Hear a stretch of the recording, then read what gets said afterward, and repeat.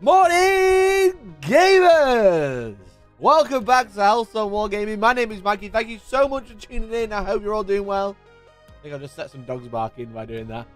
Welcome, welcome, welcome. I hope you're all doing well. Thanks so much for tuning in today. I think my camera's all squiffed. That's what's weird. There we go. We look much better now. Say hello if you're watching live.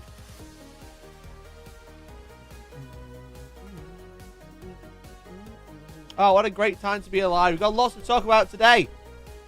Loads and loads and loads. I think I'm going for it. I think I'm going for it. Say hello if you're watching live. Let me say hello to you. That's what I needed. I needed the YouTube chat.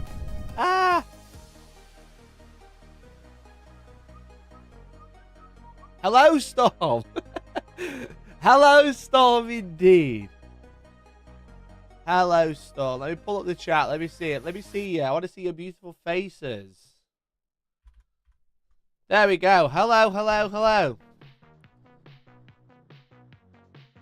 hello. Voodoo Fairy. Mikey's a reformer. Don't ever say that again. To jail with you. Jail. Great name and insulting. Jail. 1 minute. Enjoy. See you in a minute. I don't even know what I said. Banana daiquiri.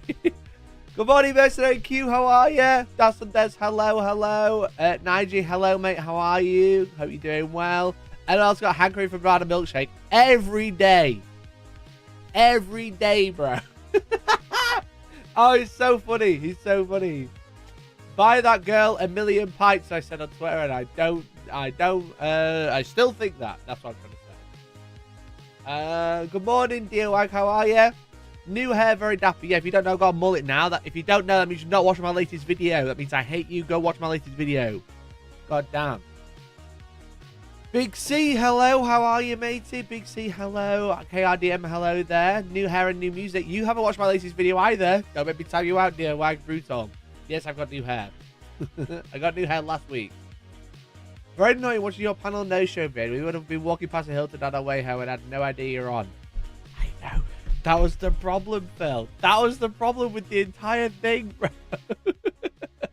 That was the problem with the entire thing. Anyway, thanks. Nice to meet you the other day. Now I'm watching the recording. Fair enough, Lambo. How you doing? Jordan, thanks for the 27 months in a row. You absolute legend. Really appreciate you.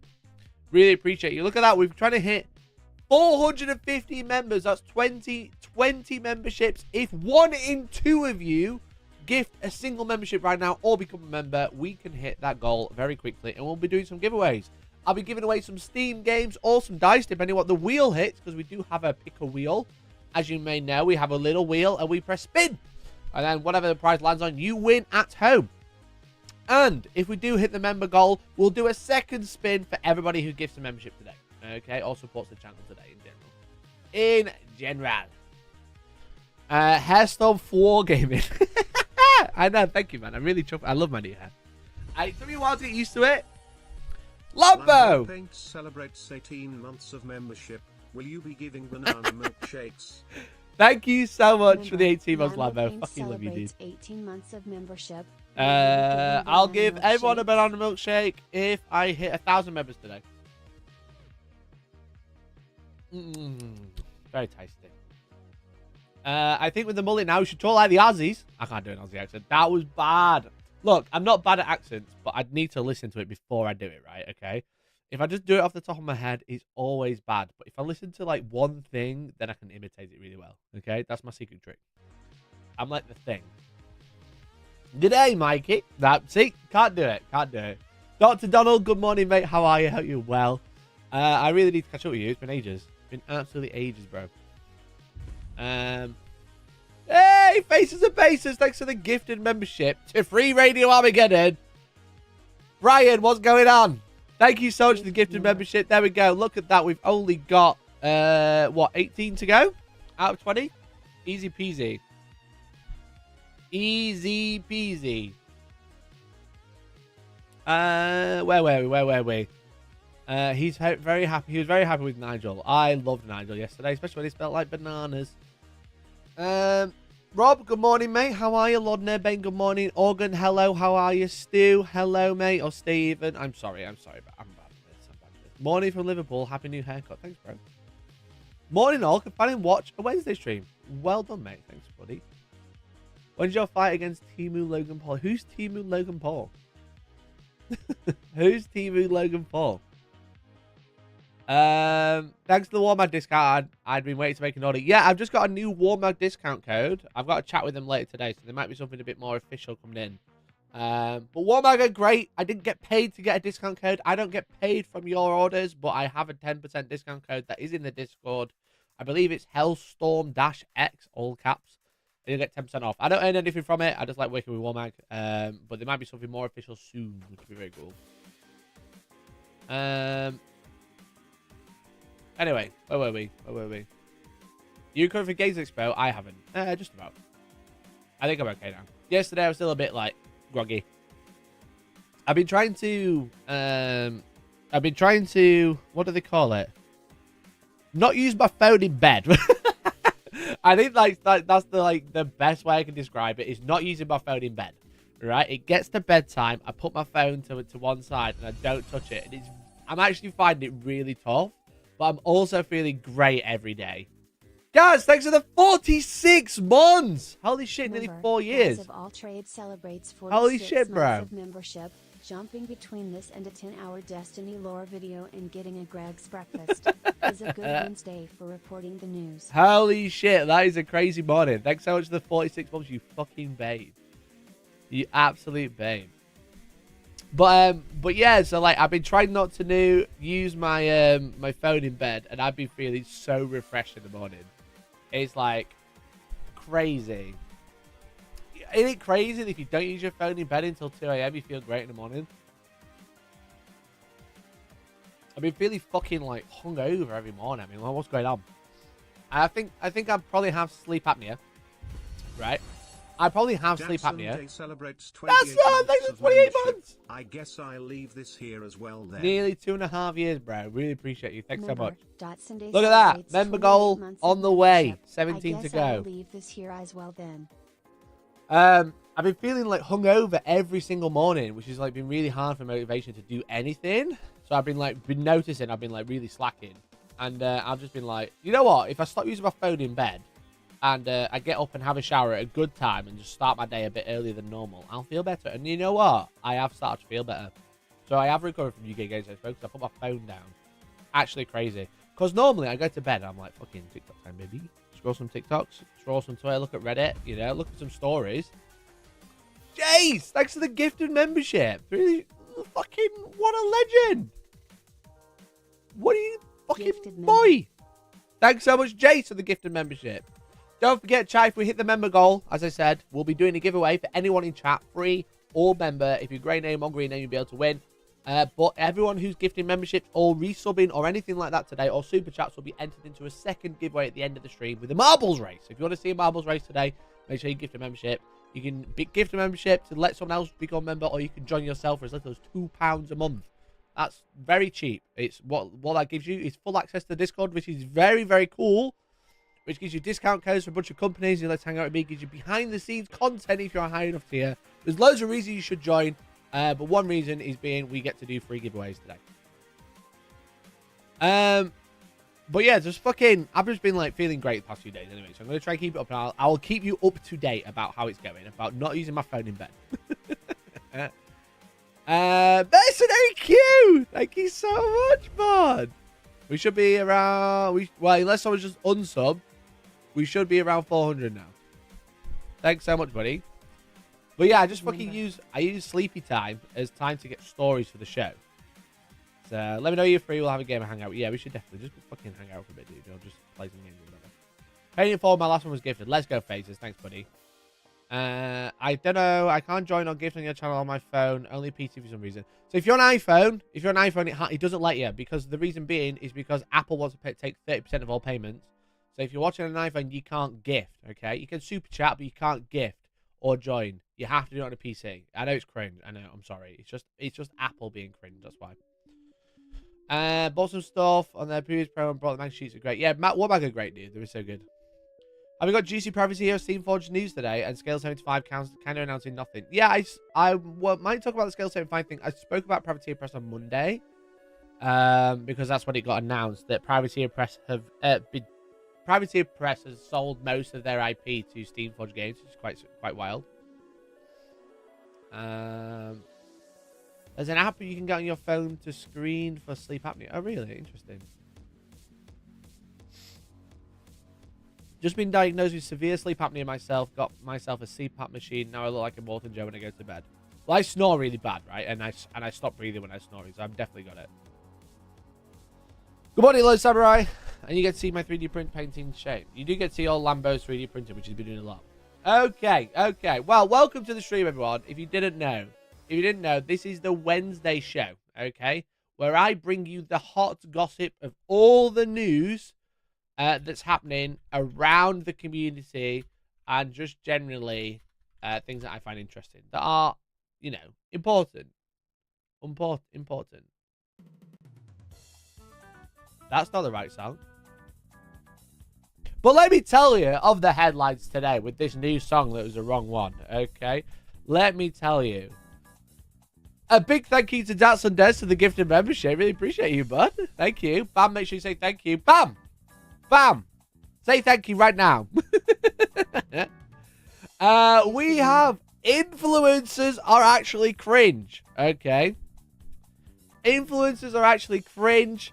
We have an update to the AI Golden Demon winner. Okay, you remember the Golden Demon drama from fucking, when was it? March? It's June, and there's only just been an update. Well, there's been a huge update to the Golden Demon scandal that happened in March. There is another Willy Wonka event that has been happening. Another Willy Wonka event. And are all miniature YouTuber painters cringe? All right? That's the kind of like the guy. That's the guy. That's the... I did that thing. I read chat again while I was talking. They are the main headlines today. Okay? But... this is the Pirate Radio, okay? Welcome to Pirate Radio. The thing is with Pirate Radio, it's community driven. So if you've seen anything that's been happening in your area, if there's anything around your local hobby sphere or interests that have happened, a bit of filled with drama that I could dramatize and maybe make a video out of, let me know down in the chat right now. Or let me know down in the comments. That'd be very cool. So come in, say hi, say hello, and let me know what you've seen. Because the main news for me is this t-shirt, okay? The main news for me is Super All-Stars. That is happening on the 31st and 1st of 31st of August and 1st of September. It is a 120-player tournament. There are 5 types of terrain. I'm giving away 1,500 quid, okay, in total. And it's one of the best events in the country, as said by everyone who has attended. There are tickets available right now on my website, hellstormwargaming.co.uk/shop. I'm going to drop a link in chat to event tickets. Right there. It's in the pinned comment, as you can see. But we have a whole bunch of stuff that's available on the web store. We've got the new Woke Heresy t-shirt. We've got Woke Horus. He was woke to the lies of the Emperor, I like to think. That's what I like to say. Available from small to 4XL. And international shipping is available at very reasonable prices. We also have the other tournaments happening in November. We got the November event. We've got the Super All-Stars event. And if you scroll all the way to the bottom, we've also got objectives. As you can see, some beautiful neoprene objectives. Look, don't let Games Workshop fool you. Neoprene's the way to go, okay? These are the ones you're going to want. And you can see, if you scroll through, loads of different designs. We've got Caldera, Arctic, Grassy, Urban. We've also got Desert Realms, which is going to be great for Age of Sigmar, because Age of Sigmar is changing objective size, if you didn't know. So I definitely appreciate it if you want to grab some objectives. They are currently on pre-order because I'm just waiting for the restock, but they should be shipping within the next week or so. If you ordered if you've ordered some objectives, you should have them in the next week or so. I figured out how to gift on iPhone. You need to open YouTube in Chrome, go to Maggie's live stream, click the 3 dots at the bottom, request desktop site, then click on the money symbol. That's a good idea. That's a great idea. There you go. So if you open in if you go desktop mode on a browser rather than using the app, you can gift.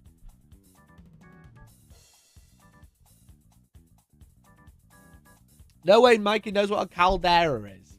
Who does your shop? Caldera is a big fucking home. That's what it is. You know, I love this design. I designed all of these objectives myself. I'm very proud of them, actually. Look. It's a big crater with an objective in the middle because something's crash landed. That's what I like to think, okay? They've all got little stories, all right? They've all got little stories. Let me tell you about the stories. I'll start from the top.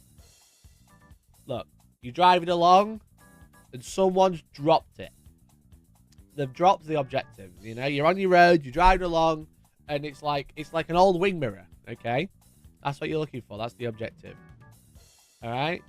Numbers, look, old classic. I love counting. 1, 2, 3, 4, 5, 6. I love counting, okay? And again, I do love counting. 1, 2, 3, 4, 5, 6. Right? And they're great. They're the story for those. The story of 3 inches from the edge or 3 inches from the center. So you can play spearhead with these, by the way. Didn't know if you knew, but the spearhead objectives are 3 inches from the center, not the edge. So these objectives are very unique because no one else has this. Okay? Unique. USP. All these extra lines. You've got a 40mm objective marker, which you need, which people leave off, but you need this to play. You have a center point, which is great for measuring. You have this dotted line, which is 3 inches from the center, which you want to play spearhead or other games. And you have a 40mm objective marker, and then the mat is 3 inches from the edge, okay? It's elite product, okay? Caldera, look, something's crash landed. You know, maybe an eruption's about to come and it's going to close up again, but some alien technology has crash landed and hit and made a crater, a caldera, if you will. Okay? This, it's like Megatron. Megatron, okay? This is frozen under the ice and you've discovered it, okay? That's why it's called Arctic. Alright? This, it's, crop sides. Crop sides, okay? You know, the aliens have come and left crop sides. And this is what you're trying to figure out. That's why you need it. Okay. And this one, Desert Realm. You found it beneath the sand. Beneath the sand. And now you're finding the objectives. And this is why you should order my objectives. Because you're supporting an independent creator, an independent artist. Okay. That's me. I'm the artist. I made them all myself. We have loads of stuff. You play Old World. We've got some stuff as well. If you are a member, you get 10% off. We've got round squad markers, which have been the most popular product ever. And your ones are better than any potentially cheap-ass card ones that might release soon. Look, all I'm going to say is, if you're waiting for a competitor and you expect it to be a good product, I wouldn't bother waiting.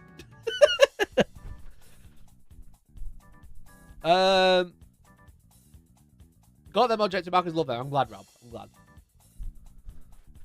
Can we get one in crayon and they can put up on the fridge? If I sell out before I get a restock, I'll draw one in crayon and make that one too.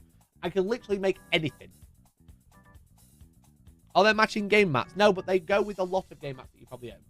Okay.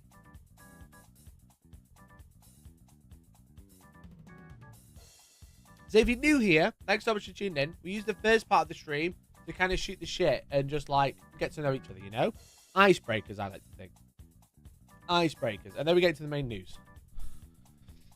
I can recommend the objective markers. They're super awesome. Non-slip, which is great. If you're on the objective, you just stand on it. If you're not on the objective, you're not on it. You know? And that's the great thing about it. I was playing someone the other week, though, and they were, like, stood next to the mat. I was like, you're on the objective? He's like, yeah, I'm on it. And I'm like, no, you're not. You're not touching it. It's like, oh, I'm within 3, though. And I'm like, no, that's not how it works. Just stand on the mat. And then I just, like, gently put all these models onto the mat. And then I realized I was an inch closer for a charge. So you can get people out for cheating as well, you know? He had all these models just around the objective, but not on it. And I was like, if you want to hold it, you've got to be on it. That's within 3. You can't sit 3 inches. You can't sit off the mat and say you're within 3. That's cheating. Is the material confirmed for GW markers? I have no idea. No idea. Never heard of him. What GW markers? Decided to start playing my entry to Golden Demon for next year. Excited and terrified at the same time. You'll smash it. Don't worry. You'll smash it. Don't worry.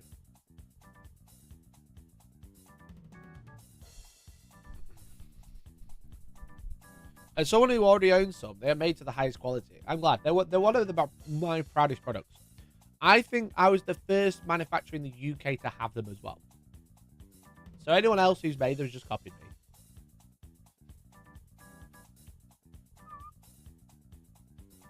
But no, there's supposed to be. There's the reason I've got loads of designs because I know a lot of people have loads of different battle maps. I prefer the grey ones just because they don't really go with anything. They stand out. But I know people like to have theirs matching their battle match. You could get clear ones. That's also fine. Go by them. I don't like clear ones because they slide around. Can I come to the event on 31st first just as a spectator? I'd rather if you came and played some Warhammer, but yeah, you can come as a spectator. I think I'll be charging tickets on the door, though.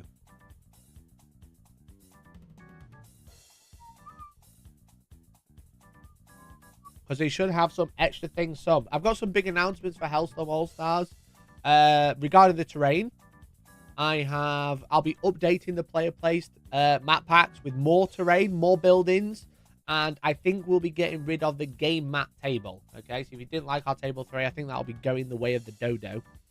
And being changed out for a new one. Which is exciting. Which is very exciting. And then we got some stalls coming. We got some things to do during the event. Some fun shit happening. So it's going to be good. Morning, Woody. How you doing? I managed to download your video this morning. Looks good. Thank you very much. Thank you very much.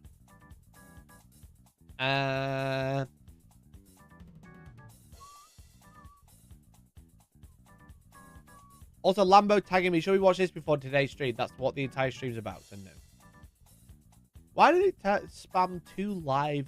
Going live? I don't know. That's weird.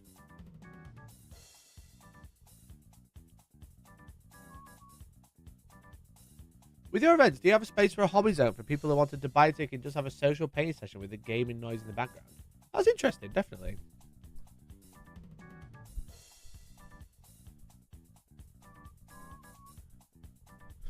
Out of curiosity, is a spectator ticket. So maybe I do like make a spectator ticket a thing, you know? People just want to come hang out. People just want to come nosy and hang out. Maybe that's a thing we could do. But I really, really like it. I think if you're thinking about coming and making the trip over, you should consider just coming and playing. Because it's going to be really fun. It's full of... It's 120 people from chat, okay? It's like 120 people from chat. You're going to have a great time. And my mum will be there. My mum will be coming to help out again. So you can come meet my mum, okay?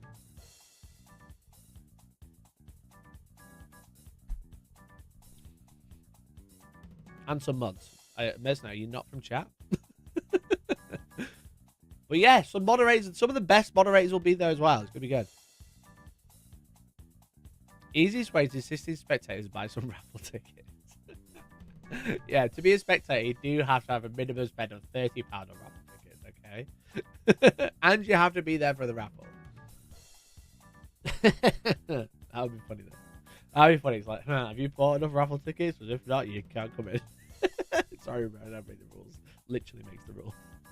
But yeah, I'll look at some spectator thing close, probably like at the end of this month. But it's like, what, 3 months away now? It's crazy.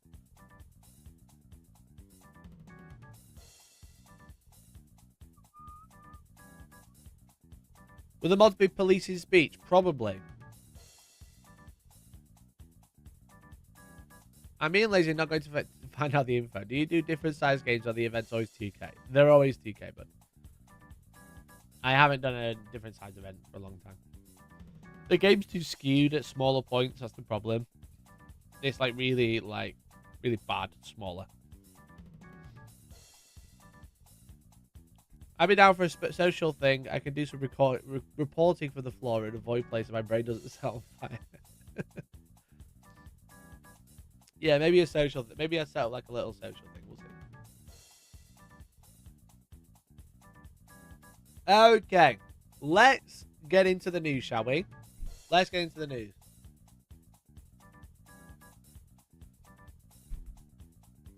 Entries 30 raffle ticket or throw one milkshake at a certain individual. You know what? If someone throws a milkshake at a certain individual and he's on camera doing it, I'll give them free tournament tickets for life.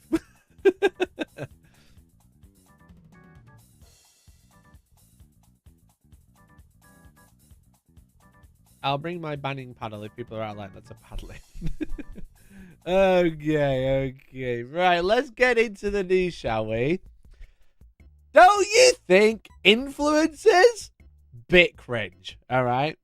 Don't you think them damn YouTubers bit cringe?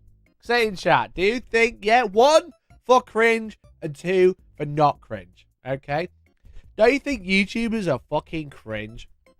Them influencers always try to sell you stuff.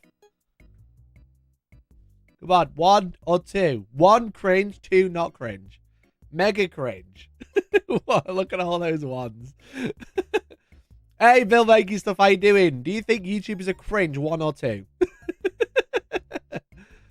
Well, Twitter doesn't think YouTubers are cringe, actually. Because there's a tweet from Starly from Taylor Painters, an influencer, saying influencer products are a staple in the cosmetic industry and now become a thing for the hobby as well. What's your opinion on those? Yay or nay? I'm genuinely curious.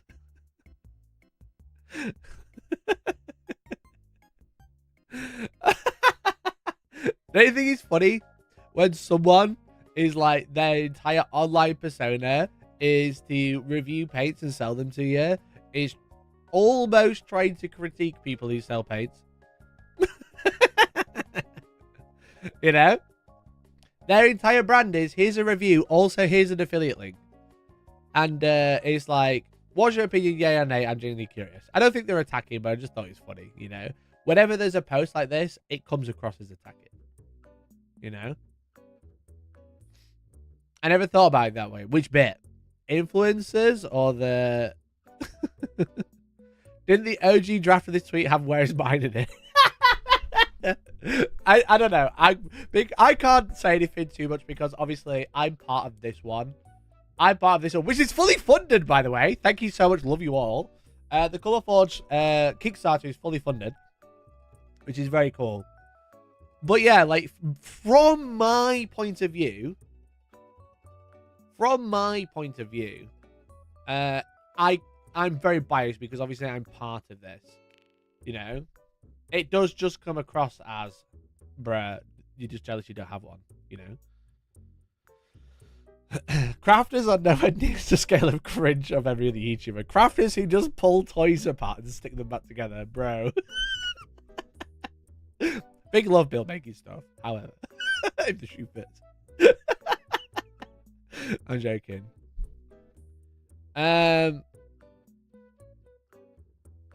Not sure the cosmetics history is one you should be really following. Yeah, that's true. That's true.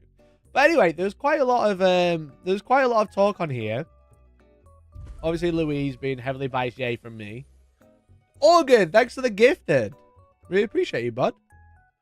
We're only 15 away from the member goal now. Gifted member. 399 is bugging me. Well, guess what? 400 is bugging me. Let's make it 415. But then basically what he's trying to say is like, are influencer products cringe? You know, like Colour Forge is obviously one I'm part of. I can't really say too much without. I'm just gonna come across as biased, okay? Because I have one. I have one. You know. Talk about Louise with her signature series of paints for Pro Acryl. And then you got Duncan Rhodes 2 Thin Coats. Okay.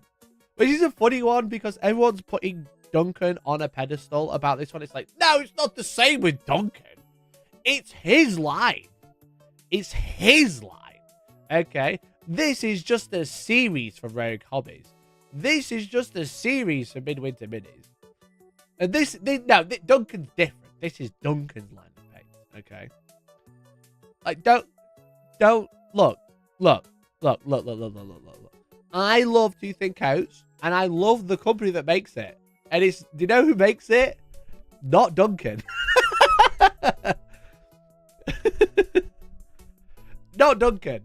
It's it's made by Transatlantic Games, okay? It's made by a company, and they use Duncan to sell it, okay?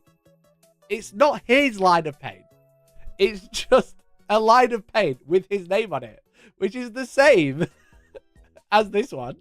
Same as that. And it's essentially the same as this, okay? Oh my god, I've fallen for marketing internet rumor. Yes, you have. I do think 2 Thin Coats is different because he's got a chemist actually formulate the paints.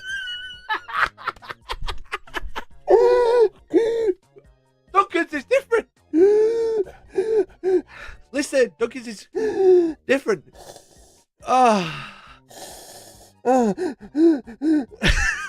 Bro, it's just a company that makes it, and Duncan uses the selling point. Yeah, Duncan has a hand in making, like, this, choosing the paints. He doesn't mix. He's not in there in the mines, like, mixing them himself.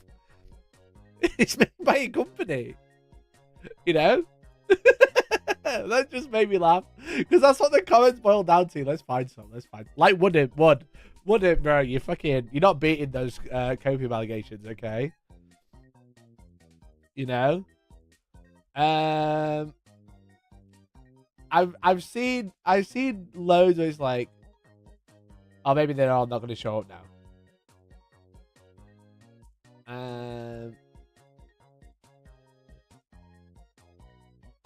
God damn it. There was so many here. There's so many more replies now.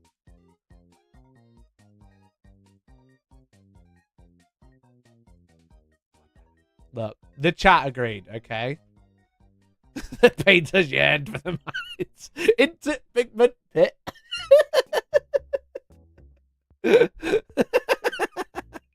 Oh.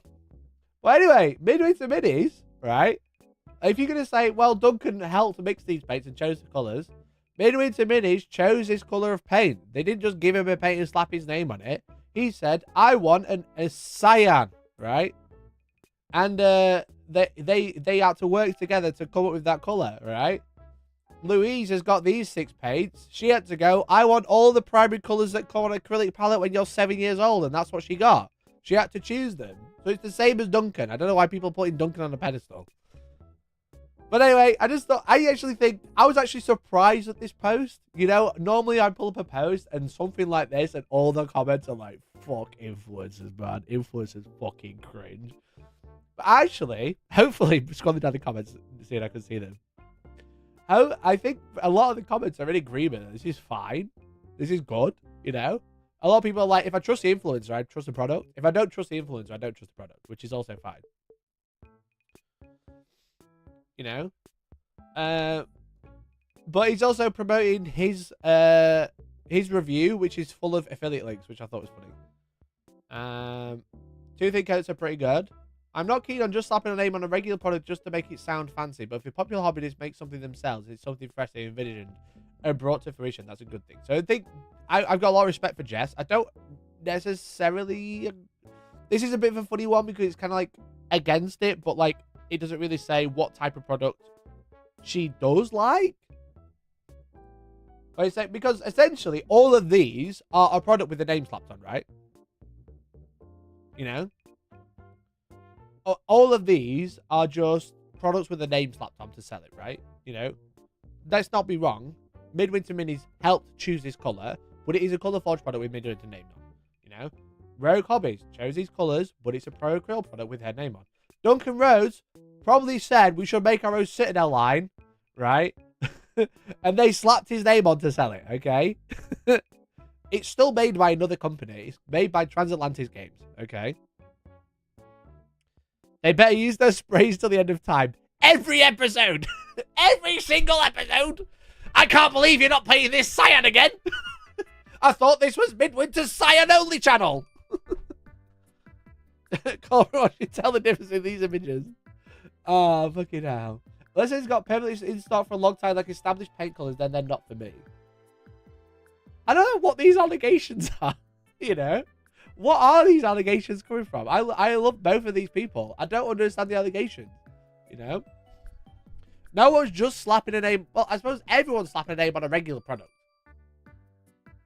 Right? But also, what's going out of stock?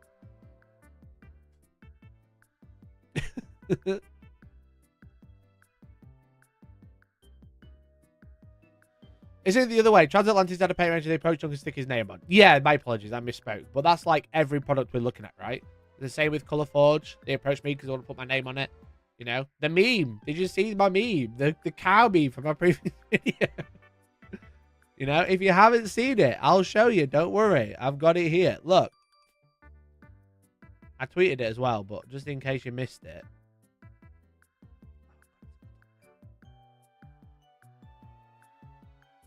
Look, guys, it's perfectly fine. Don't worry about it, okay? Don't worry about it, right? Don't worry about it. They're all the same. That's all it is.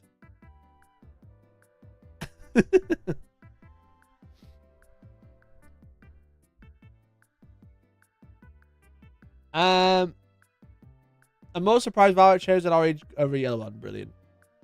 Still think they need a rust brown. Look, Bill, I'll go to them with a rust brown and stick my name on it in very tiny writing. I'll be like, fuck Bill.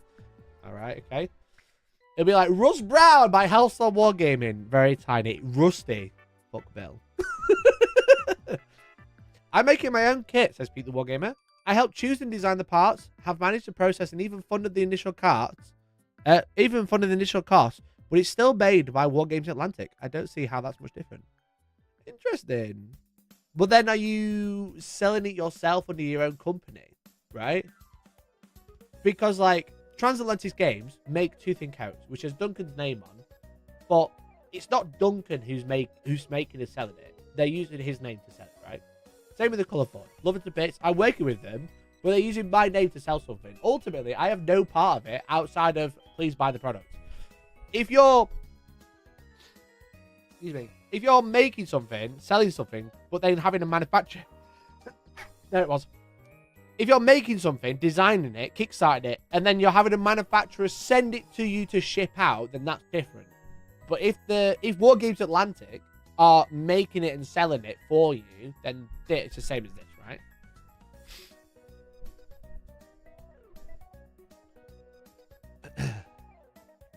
right? Next we'll hear about Mikey selling Hellstorm branded soy milk. Let's have another look at the comments.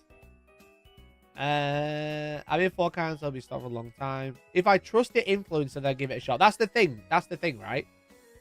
Again, we stand real lion-handed. Showing all my friends first.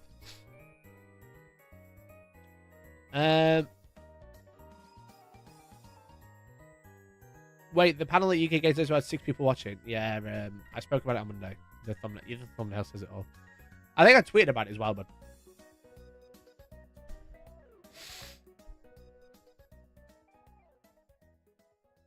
didn't Duncan Rose decide on the colour range? He tried them all, I think. Yeah, but it's still his name to sell it, right? With the Colour Forge, we all had to test our own colours and decide if we liked them or not, and they would be remixed otherwise. So that's the same, right? Just Duncan has a large range under his name. 6.5 concurrent viewers IRL. If I trust the influencer, then I'll give it a shot. Likewise, if there's some influencer where I'd actually avoid products if they're repping them. I've backed the Kickstarter on Colour Forge, even though I think it's a bit silly because I really rate their rattle cans. So, like, again, I don't understand the silly thing. The thing is, what people realize is when a company uses an influencer, this is what they're trying to buy off them, right? They're trying to buy brand trust. So, like, when there's a product coming with someone's name on it, what they're trying to buy is trust. Now, Colour Forge, in my opinion, I'm trying to not talk about Colour Forge too much because I'm financially and emotionally invested in that company because of Reliquary Red, which is now funded on Kickstarter. Okay, so I'm finding it difficult to try and have like a very balanced approach. So that a lot of this is going to come across as very biased. Okay, but that's the thing. That's what when an influencer for lack of a better term, is selling something to you with a brand, the brand wants this, okay? Because with this, you are more likely to give up your hobby dollars. That's kind of how it works, you know? Usually for the good. That's what the influencer is relying on, you know? The influencer, YouTuber, i.e. someone like me, whilst the brand is buying this off me, you know, I'm doing it in good faith because I like the product and I believe in the product. Now, if an influencer, you know, if an influencer sells the trust for a product that is bad, they lose the trust and they can't do it again, you know?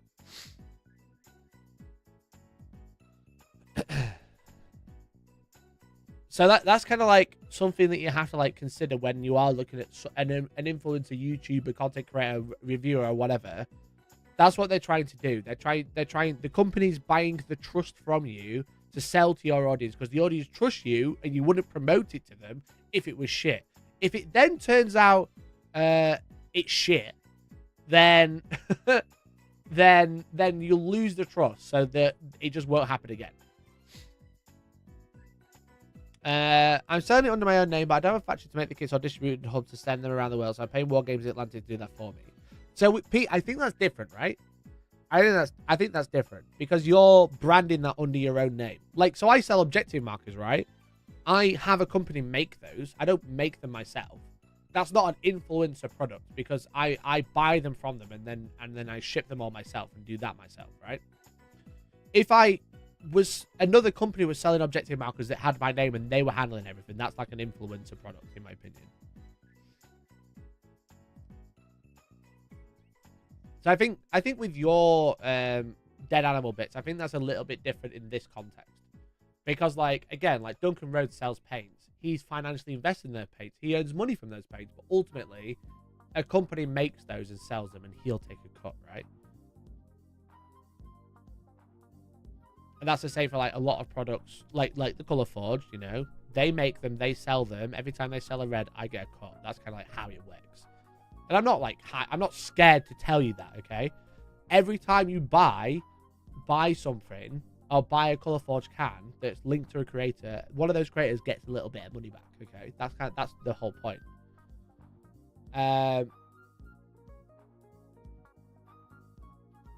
But yeah, it's just like one of those things. Like, I think it's different when you are like buying and manufacturing, getting them manufactured yourself, you know, and then you're letting a company handle the distribution. I don't know. I think that's slightly different.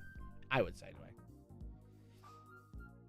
Like doing a sponsored video for a company that turns out to be badly managed on the verge of collapse. Who'd make a stupid mistake?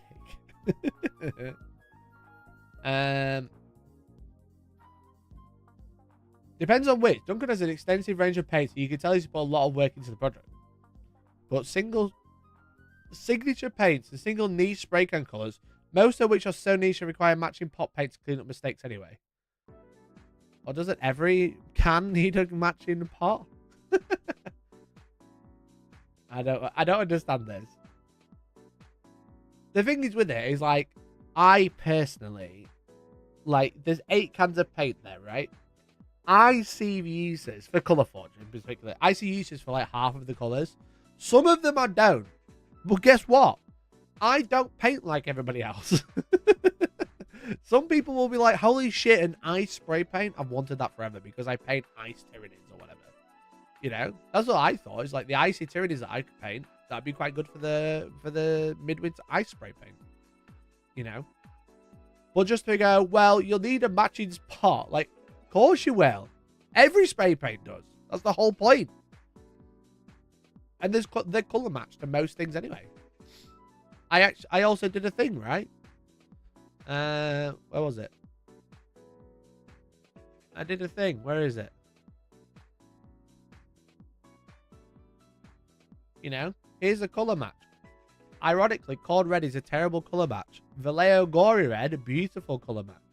Burnt Red, a bit too bright. Capo Red, a bit darker. And then Sanguine Scarlet, a bit too bright as well. You know? You're always going to need a paint pot to match, but you can just do this.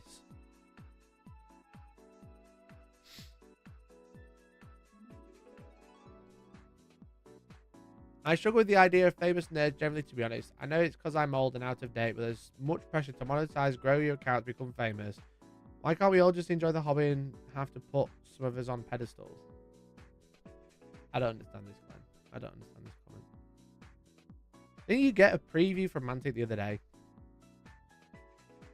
Here's a special post. First up, Mantic sent me some samples for the upcoming Halo Flashpoint game.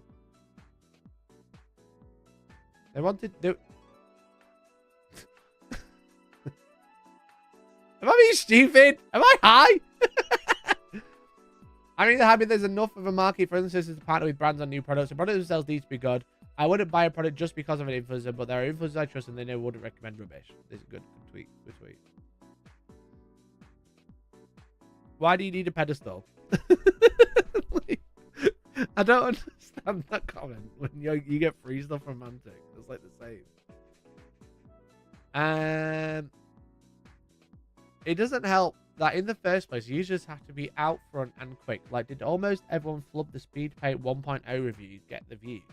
To bash GW and contrast pricing, or because they were bought? No matter what, it doesn't look good. I don't understand. Big C celebrates 11 months of membership. Advertise reliquary red like eagle's sweat from Helldivers. 500 kg of reliquary red on your house! Reliquary red like eagle sweat from Helldivers. Thanks for the 11 months, Big C. Appreciate you so much. Ah, fuck me. What was the post below about signature series as well from that person? Oh, they were using Vince Ventura's paint, right? Scroll down a bit. I don't feel Two Thin Coats really fits in this as a paid by an influencer, not a company that stuck someone else's face. We found it! I told you! What? What? They're not made. They're made by a company. And said, we want to launch a paint. Can we put Duncan's name on it? This. What are you on about? Ross, what are you saying? Oh, bro. Oh, God. It's going to turn into an entire bully stream about Ross.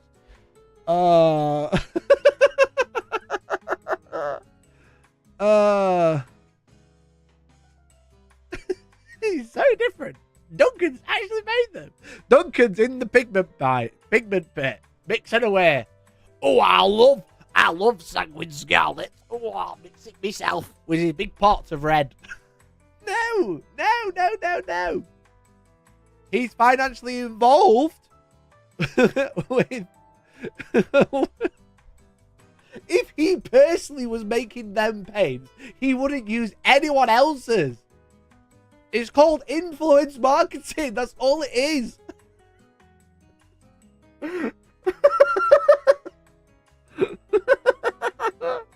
Oh my God, these people, they're fucking high on copium.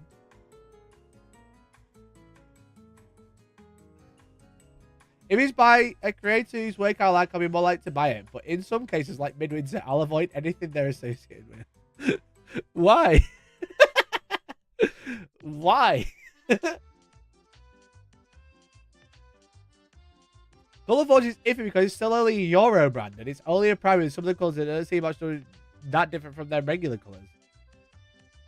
Being Euro's iffy. Being European's iffy, says Justin. Duncan makes the paint in his kitchen like Levi Roots used to be. Reggae red. I should have called him Reggae Red. Brexit these Colourforge cans. Oh, anyway, so some of the comments are in agreement and just kind of like, yeah, whatever. But some of them are fucking funny. Some of them are very funny.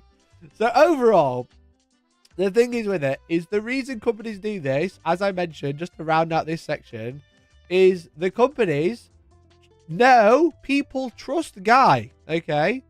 They like that.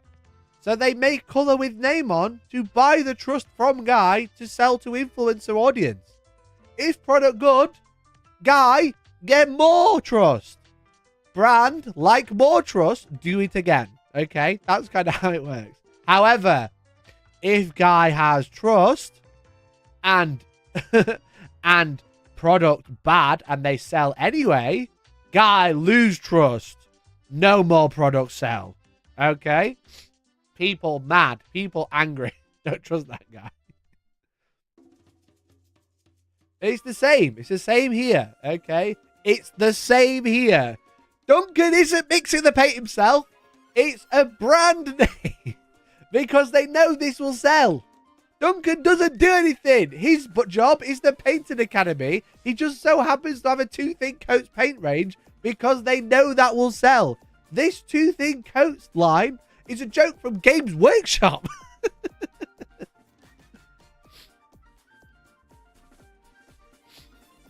Caveman's Blade. You missed the JLS condom comparison. Where's the condom comparison gone? There it is. Same energy.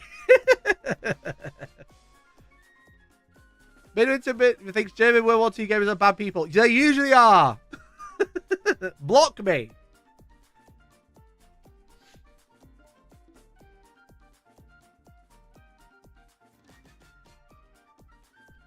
How many of these coins were tight while sucking on a bottle of Prime? The Prime's the same, kinda. They own the company, but only a portion of it. Rich, thanks for becoming a member.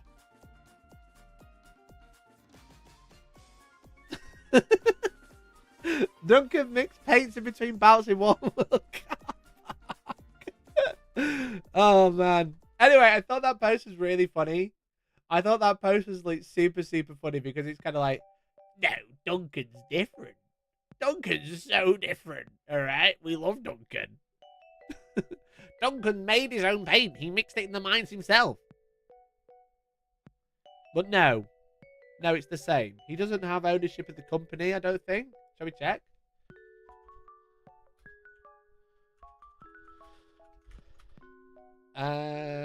Company's house. Oh, I don't know if it's called Transatlantic Games. Transatlantis? Atlantis Games Limited. Ooh, cool.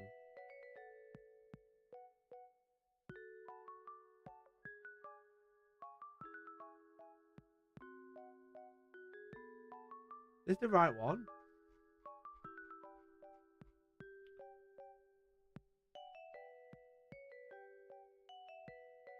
Atlantis Games Limited. I don't know if that's the right one.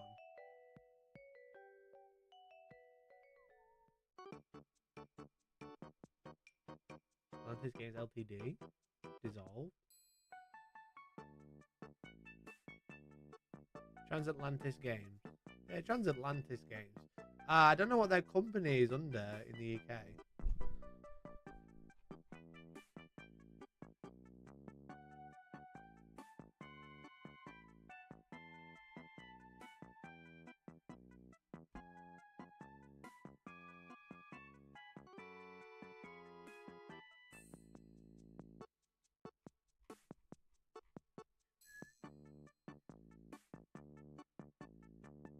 Sound. That's it. Designed as collaboration with Duncan Rhodes. So there you go. Designed as collaboration, meaning Duncan doesn't own it.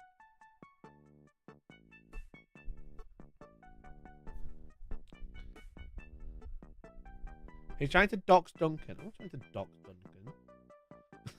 I'm trying to find out who owns I'm trying to find out who owns it.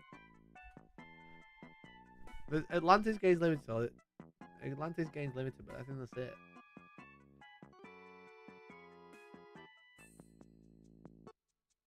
I don't recognize any of the names though.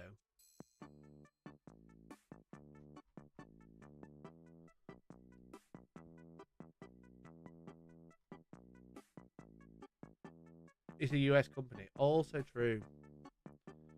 But they have a UK office, definitely. They're also US based. Yeah, because Bob Watts is the owner, right? So they do manufacturing in the UK, but they're a US company. That's why I can't find them. Company house has Duncan only registered for the Painting Academy. That makes sense.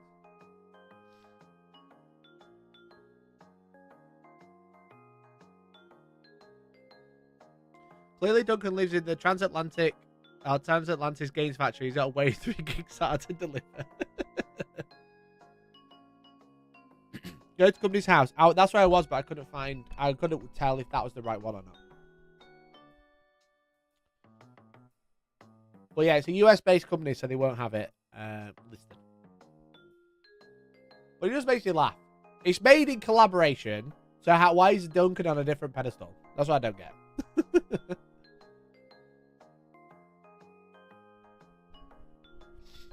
Duncan isn't hand-packing everything, you know? Transatlantic Games does. Transatlantis Games. I keep trying to call it Transatlantic Games.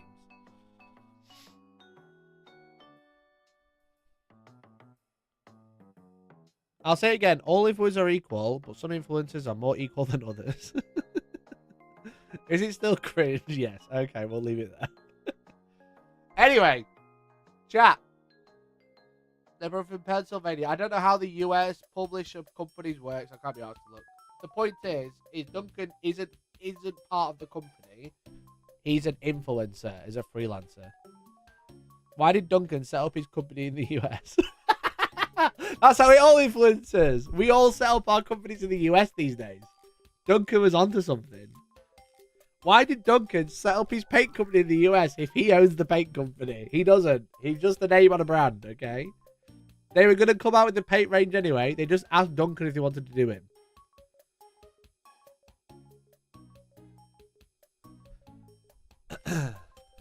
Very funny anyway. Very, very funny. Duncan early on that UK tax evasion. True. True. They've been set up in fucking Texas or something. Anyway, chat. We've got another big story to talk about, okay? This one's really, really big. Really, really bad. Okay? We've got to think back. I know little Zoomer brains have got to remember. You've got to remember all the way back to March of 2024. That was nearly 3 months ago. Basically 2 months ago. Think back. Do really hard. Can you remember what happened yesterday? No. What about end of March? No idea. If you don't remember, there was a big contest called Golden Demon. Might as well happen in the womb. There was a big contest known as Golden Demon. And there was one particular piece that used AI art as part of the background, on the backdrop of the piece. Okay? If you don't remember, the long and short of it is there was an entrant, a winner, a gold winner of Golden Demon, where they had painted an exceptional piece. However, the backdrop, the background of the piece is generated by AI.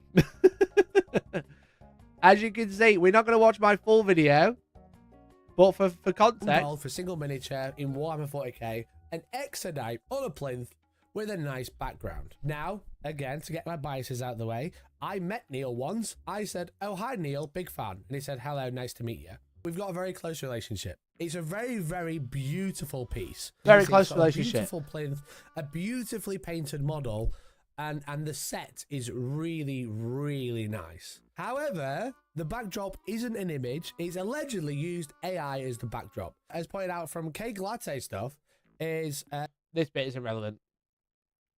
But Neil was accused of using AI as part of the background of the image, right? And his response to the outrage was to use AI to try and come up with a response, which I also thought was funny at the time because the AI couldn't come up with a response. Okay. Now, he went on to win gold, and there's a lot of arguments about whether this breaks the rules for Golden Demon or anything like that. The long and short of it is, my opinion at the time was I didn't like it because Golden Demon is about a competition of skill, right?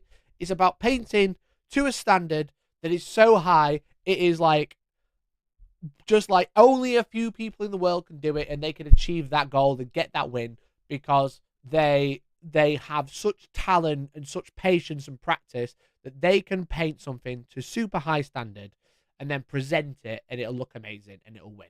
Okay.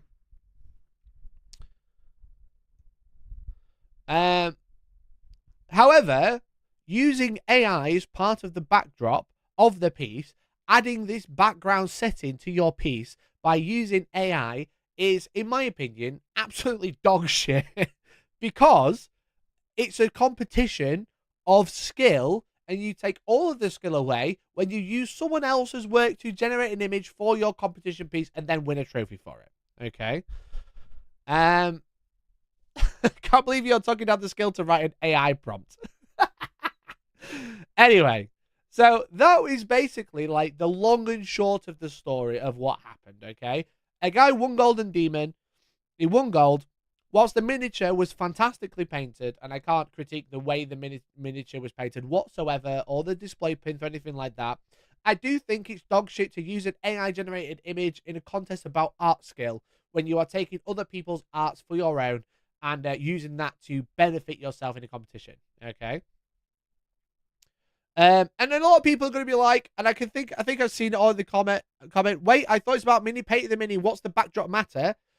If the backdrop doesn't matter, if this picture on the background of an Exodite doesn't matter, why was it part of the competition entry, okay?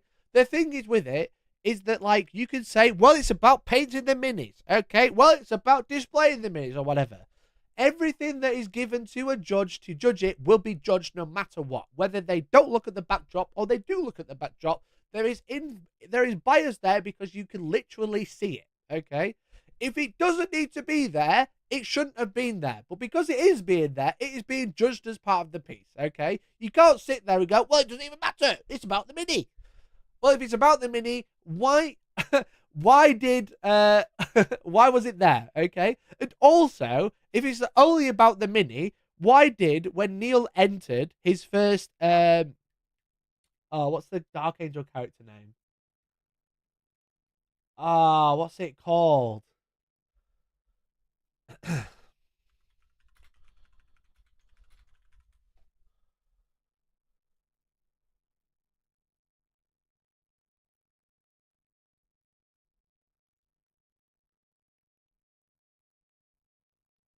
Oh God.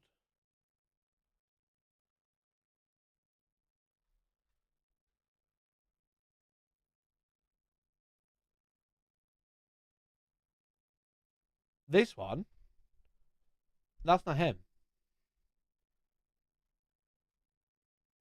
Lazarus! Thank you. If the background doesn't matter, why did Neil enter Lazarus twice, okay, with two different bases and win Slayer with one and Silver with the other, okay? He didn't change the mini whatsoever. He entered it with different bases, different backgrounds, okay? And at the end of the day, if it didn't matter, why did changing the base manage to win him a prize? Win him a Slayer sword instead of a silver, okay? Just to clarify, Neil entered this miniature twice and changed the base on different times. He won silver the first time and won the Slayer sword the second time, okay? So if it's just about mini painting, okay, it's just about mini painting, why does the base matter? It's about the miniature, right? Well, it's not. It's not. He got entered into diorama and won silver because he had a larger base piece. And then he did something different with the base and won the Slayer sword. Okay? It's not about the miniature. It's about the presentation of it all. Okay? Let's see if we can find it. Find the two.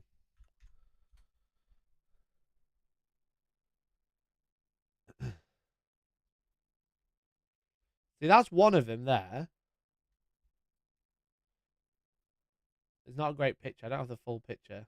Ah, here we go. So this got moved into silver because he got pushed into diorama. And this is his Lazarus. Okay. And he won silver because he got pushed into diorama because he stood next to a window. Okay. Then what he did was slightly change the base and won Slayer sword. The miniature's the same. The miniature hasn't changed. As you can see. The sword markings are the same. The highlighting on the legs the same. He wanted to enter into 40k single miniature. In the same year. Yeah, it's like months apart, I believe. Or maybe just a year after. It might have been like late 2023, early 2024 type deal. So if the base of the background doesn't matter, why did this win silver and this win Slayer sword? Okay? So just to clarify, before anyone else, any other sympathizers come in the comment being like, it's about the miniature. That's not true. It's about the piece as a whole. It's about the piece as a whole. You'll find there's lots of times with some of the top heavy metal painters, when they paint a miniature for a year, they ain't going to sit down and take silver, okay? They want swords. They want gold. You should use AI to make the images of your objective markers. They will look better. Voodoo, you get timed out again. You get a whole minute. Another minute, Voodoo. That's twice. All right. However, Neil's not really said much about it. He went on the dark. He went dark, okay? He didn't say anything about it. And as I said, it's been 2 months. However, he's finally come out and said something on the painting phase yesterday. And it looks like he's doing well. It looks like he's doing very well, according to the likes to dislikes. Now, I've watched this. I've watched all up until about 1 hour 48. Okay. And, you know, I think we're going to watch the AI bit. I think we're going to watch this and talk about what he says. But if you don't want to watch me react to it all, M says it a lot. A Golden Demon winner herself, a Golden Demon entrant herself, a fantastic painter, multi-award winning. Hearing the words, I actually did a lot of work in AI to get the backdrop I wanted. It's not easy. I probably did 200 prompts. Actually come from the mouth of the artist who used an AI background on their Golden Demon winning piece is actually laughable. What a delulu take. Based take. It's incredible to me that someone who is obviously a very skilled artist who can work hundreds of hours on the miniature can say that generating an image from the scraped and more often stolen work of other artists is hard work. The artist also states that they don't regret it at all and calls all of their detractors virgins. Yes, that's a literal quote. It is a quote. It's very funny. Vibes come off as shitty and the hosts just laugh along and don't challenge anything.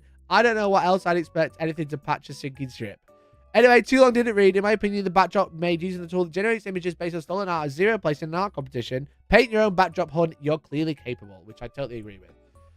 So, if you wanted a full roundup of the podcast, this is it. You've got it in about 50 words. But I'm sure we can have a look and break down every argument. Now, I've watched this interview. And I think the main problem as a takeaway,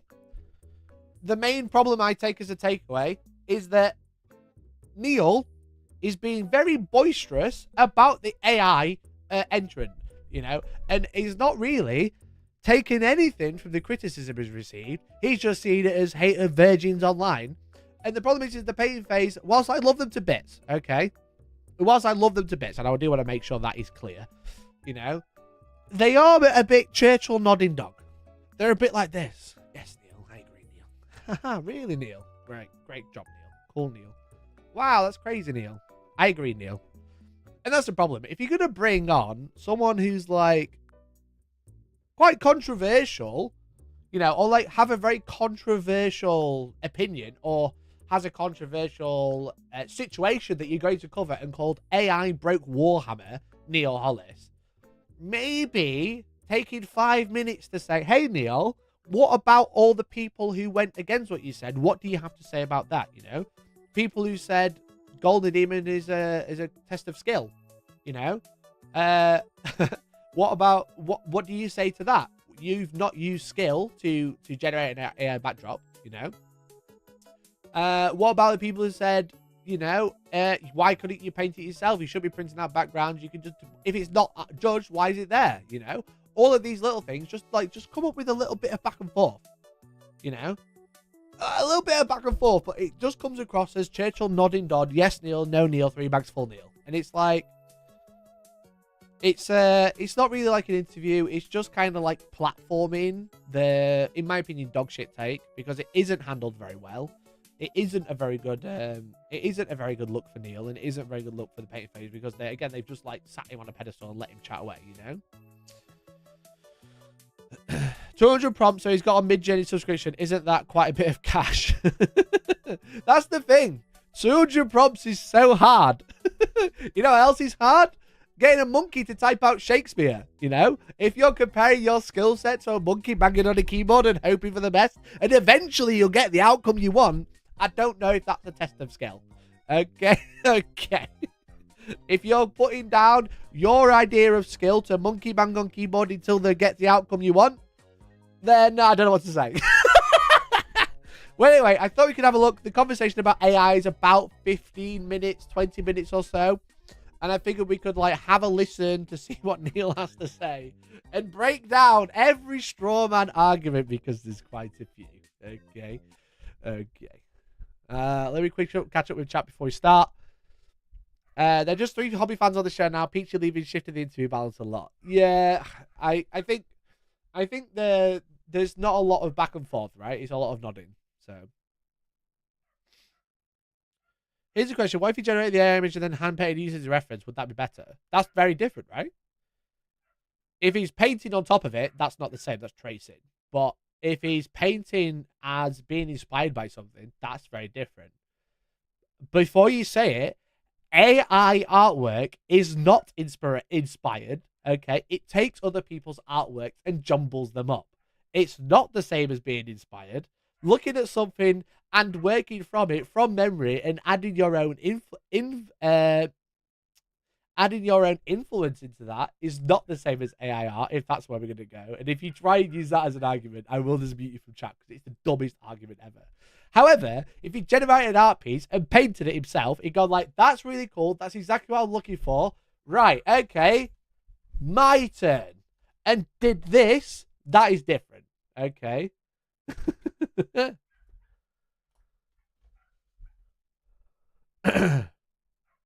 Imagine if you didn't do it, there'd be nothing for YouTuber influencers to talk about. Okay. Bye-bye. Goodbye. You can have 10 minutes because you've just been an knob. How about we just don't call people out for dog shit takes because influencers are just using it as content? Shut up. You're being stupid and you know you are. Yeah, but Duncan generated his own AI paint range. I doubt they rescind it, as there's probably a reasonable argument there's rules weren't clear enough to rule it out. But I hope they edit the rules going forward to make it clear. No, I agree. The thing is with it is we'll watch the interview, but I think if the judges don't know it's AI until afterwards, that's also dog shit. Anyway, let's have a look what they got to say, and let's break down some of these arguments. I'll just cut back a little bit. With a little rat in the back, but go on. Yeah, it was an amazing piece, and I remember. I mean, I do want to say before I keep watching, I respect Neil as a talented artist. I just think what he did show he has no ethics when it comes to the competition. He's the curse of Golden Demon sometimes, because you'll get a lot of people say, "Oh, you're gonna win. You're gonna win. You're gonna win this." I wasn't expecting to win, so that obviously makes it even better when you do win, because you're like, "Oh my god, I've won." So that was it was a great feeling. Obviously, that was my second sword, so I didn't feel it was a great feeling to win a second one, and it was pretty cool. Awesome. Yeah. So anyway, AI, what the fuck, man? Yeah. There's the thumbnail. Yeah. So why did you think it'd be disqualified? Okay, so let's go back to the start with this one. So Absolutely. I had the Exodite, right? So I was trying to think of my next big piece, right? So I've done Lazarus. I'm thinking, what am I going to do now? I need something really impressive. So I've had an idea. I actually was at the Adepticon preview show. You know, they do the things, and they showed off the new Agrodon rider. And I went, oh, they're rather nice. I went, what can I do with them? And I went, oh, I could do an Exodite with them. That'd be cool. So I started formulating this plan in my head, and I thought, well, that's going to be a really cool, interesting thing to paint. So I started formulating the model and building it all up, and I thought this is going to really hit people for six, because obviously Exodites seem to be super popular. Yes. And Games Workshop give them no love whatsoever. Yeah. Apparently it's something to do with the rights. Oh, is it? I remember in my it's going to be Exodites. I always thought, oh well, people are going to love this when I drop this one. So I worked on it quietly away, and I had in my mind that I wanted to have been doing a backdrop, because I felt the Lazarus piece. What I wanted to do a backdrop, and that's what the window was meant to be, backdrop to the model. Yeah. And so I was like, right, I want to I really want to do a backdrop. I'm going to work this out. And I had a few ideas of what I wanted, the story that I wanted to have for the model and all this sort of stuff. I had all these crazy ideas. And I thought, oh, it'd be cool to have a river. It'd be cool to have some, some fish and some resin and make it look really cool. And on the backdrop piece, I was like, well, I want to have like, a jungle scene. I want vines. I want a river going through. And I was very much, I'm very much keen and into AI. I think it's a fabulous tool. And I thought, well, I've got an idea. I could use something that no one's ever used before. I could put something on here that is going to be, everyone's going to go, oh, first person to ever use it. Isn't that amazing? Yeah, look how that went. Oh, the first person in an art competition to use stolen art. That's crazy. Oh my God, Neil. I'll just shake your hand. Wow, Neil, you're so impressive. I can't believe no one thought to use stolen artwork or other people's work to win a competition. I can't believe that, Neil. What a great time.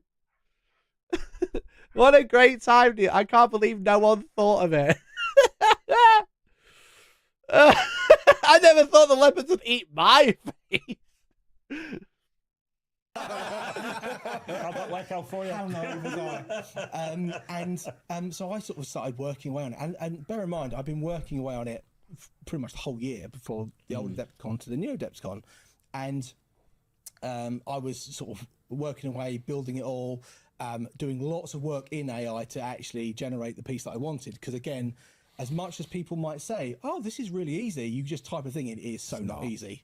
Yeah, I mean, I probably did 200 different prompts to get where I needed to be, like, I've said it once, and I'll say it again. Look, monkeys banging on a keyboard will generate Shakespeare eventually. But what you're saying is, oh, it's really hard. If I have to bang on the keyboard 200 times and hope it produces something I like. It's really skillful. Are we going to assign the monkey as Shakespeare when he finishes writing Shakespeare on a typewriter? No, you're just a monk. You're just an idiot on a keyboard, okay? But the problem is, I think a lot of the problem I have with this interview, which I'm going to put in inverted commas, is that listen to Ross as Neil says 200 prompts is so hard. Generate the piece that I wanted. Because again, as much as people might say, oh, this is really easy, you just type a thing in, it is so not easy. Yeah, I mean, Ross, big AI bro. How can you have a balanced discussion if Ross is just being like, bro, I agree. It's so hard. You brought up the monkey Shakespeare. I love that analogy. That's the closest thing I've got. If you're like, oh, it's so hard I had to write it 200 times. Yeah, so did fucking just smash on the keyboard and open for the best. In fairness, he was typing with one finger. I probably did 200 different prompts to get where I needed to be. Like, generate a jungle with a river, and then you get, oh, no, I don't want to. Generate a Borneo jungle with a river and vines. No, that's not it. And keep doing it over and over again. And like, that's so hard, guys. Look. I know Bob Ross was a talented painter that painted his entire life.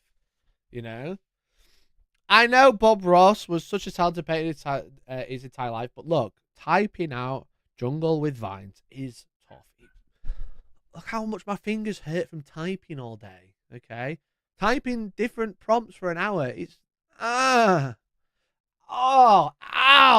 Get some muscle relaxant on them. It's so hard. Just like shit. It means nothing. And no one's challenging. They're just like, oh, wow, that is hard. Can you take this bit out? Can you make this bit bigger? And formulating it took a very long time. And the one thing I kept saying in my... If it took that long, why don't you just paint it? You can paint it. If it took that long, why don't you just paint it in the first place? The reason I thought it would get disqualified was I didn't paint it onto the actual backdrop. I printed it. Yeah. And I thought, well, they'll probably look at that and go, oh, that's printed. He didn't paint that. Yeah. In a painting competition. He didn't paint it. Okay, we're gonna disqualify this because it's not painted. It's been printed. Yeah. That is also something that I also think is weird.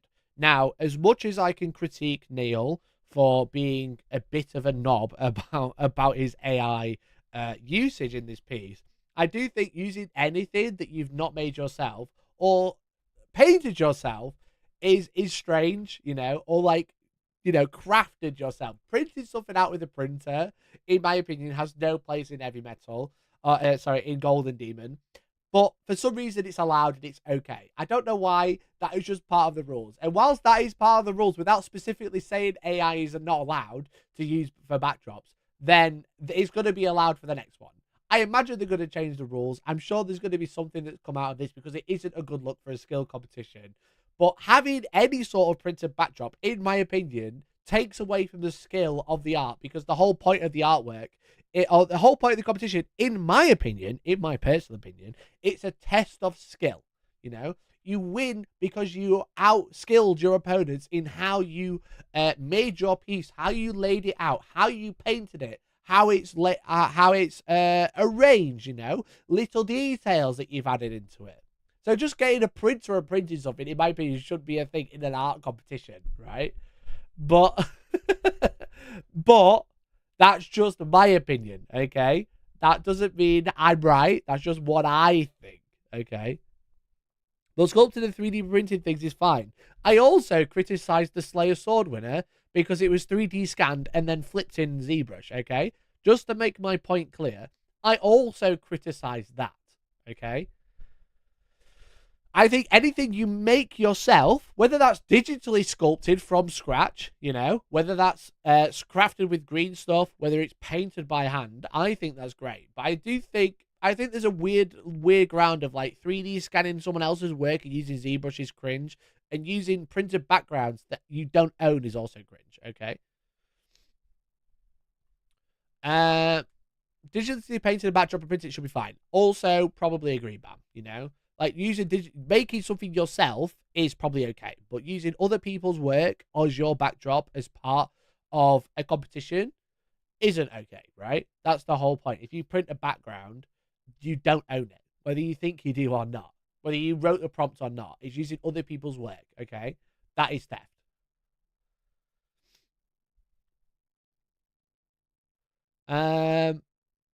You get more points having more expensive printer, probably. If the printing quality is higher, then yeah, you do. Actually, yeah, you do.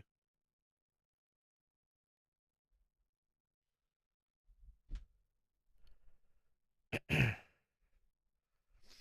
I thought, oh, it's probably a 50-50 whether they consider that a good thing or a bad thing, you know. So I was weighing it up, and in the end I went, well, if I'm doing this, I want to do it to the purest way I could do it, i.e. AI, print it, put it on there.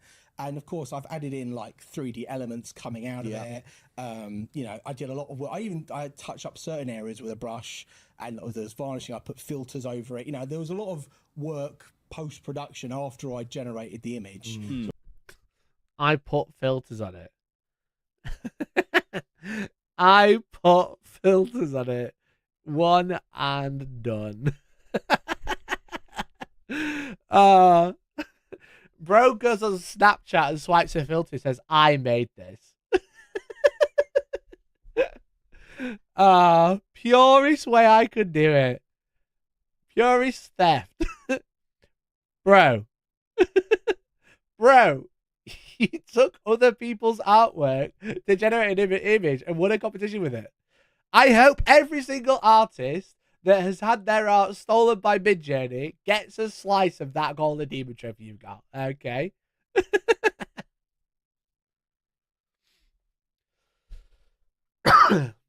Like, is it theft if you use Photoshop to generate the background? That's a great question, and it's going to come up in this interview. And I will address it, I promise. It would probably been faster if you just actually painted it by hand. Yeah. And some people going, oh, it should have all been out of focus. And I was going, I could have done that with an airbrush in like one night. Like with an air, like making a blurred out image. It would have been very easy to do. So why didn't you do it? So why didn't you do it if it was so easy? It's so easy. You can do it in one night. So why didn't you? It was probably harder to do than that. And I honestly thought that most people, the issue would be it's printed, and not that it's AI. Yeah. Yeah, is where it sort of kicked off from. So of course, when I Personally, I think it's cringe that it is printed. However, that's just my from understanding of the rules of Golden Demon, that is allowed. I personally don't think it should be, but it is. So I'd taken it to the competition, I was very open about what it was and what I'd done. I was sort of like, you know, oh yeah, I did this, I did this, and of course nothing was said. Nothing. But No, and then it all the happened the afterwards. online people that I think lost their mind. About Do you it. think the judges? I think that's going to be an interesting question, but I think I was quite open about it. He was telling his friends that he'd used AI. And you know what? If you've got a friend that's being a bit of a knob, unless you got a friend like me, all right, usually they don't say anything and they just nod along. And it's like, oh, Neil, that's a cool idea. Wow, that'd be crazy. That'd be crazy, Neil. You know, everybody knew. It means he's telling his friends about it. That's not the same as everybody knowing. That's your mates know. Your mates know it's AI. They're not judging the piece, Neil. They don't care. They hope it gets disqualified so they don't have to compete against you. Oh, bro. And of course, nothing was said. Nothing. But no, and then it all the happened the afterwards. online people that I think lost their mind. About Do you it. think the judges knew it was an AI image? Probably not. I mean, I had no. Everybody knew, chat. Chat. Listen to this converse. Everybody knew it was AI and no one said anything. And not that it's AI. Yeah. is where it sort of kicked off from. So of course, when I'd taken it to the competition, I was very open about what it was and what I'd done. I was sort of like, you know, oh yeah, I did this, I did this, and of course nothing was said. Nothing. But No, and then it all Everybody knew. Everybody knew. It's only the online that were mad. happened the afterwards. online people that I think lost their mind. About Do you it. think the judges knew it was an AI image? Probably not. I mean, I'm sorry. No, everybody knew it was AI. Did the judges know? Probably not. The one good question from Ross. Okay, Ross, that was a very good question. I was very open about having weighted poo dice, but the judges didn't know. Just the lack of self-awareness is laughable, bro. It's laughable. It's bad. Quick as you said, did you have a chance to breathe?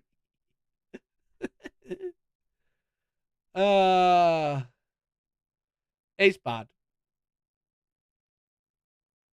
Everybody I wanted to know knew. Yeah, everyone who thought he was going to get fucking disqualified knew, but not the people who judged it.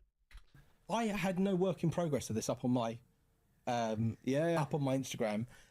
Everybody knew, but I never posted about it on Instagram.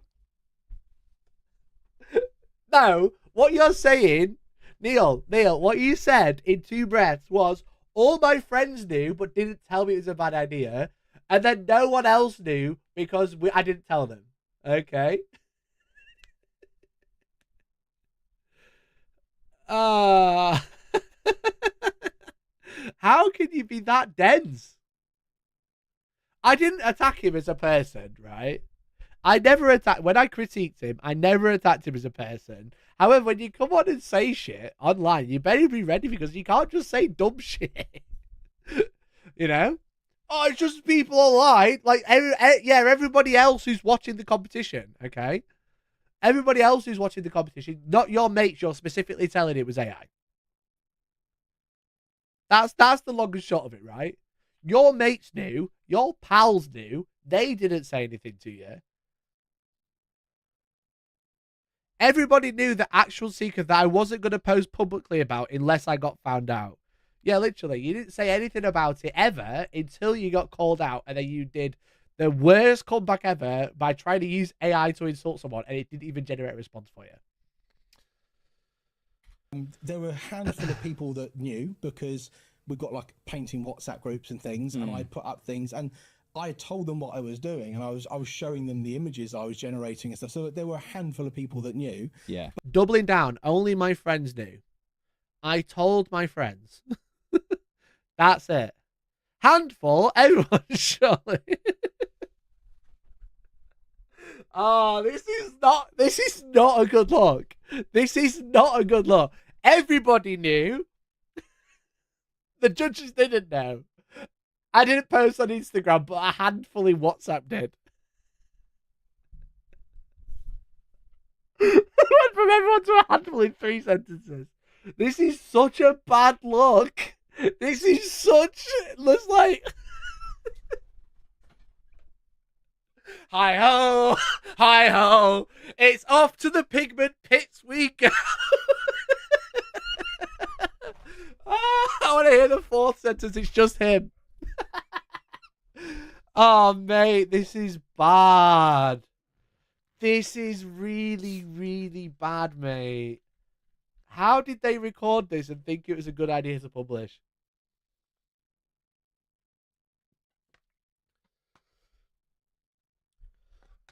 Someone take the excavator away.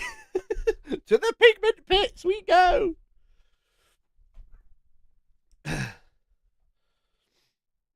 It irks me when someone's caught out and doesn't just take accountability and say, sorry, I fucked up. Yeah, like ultimately, when you think he's right or wrong, right, it's obviously quite a divisive piece.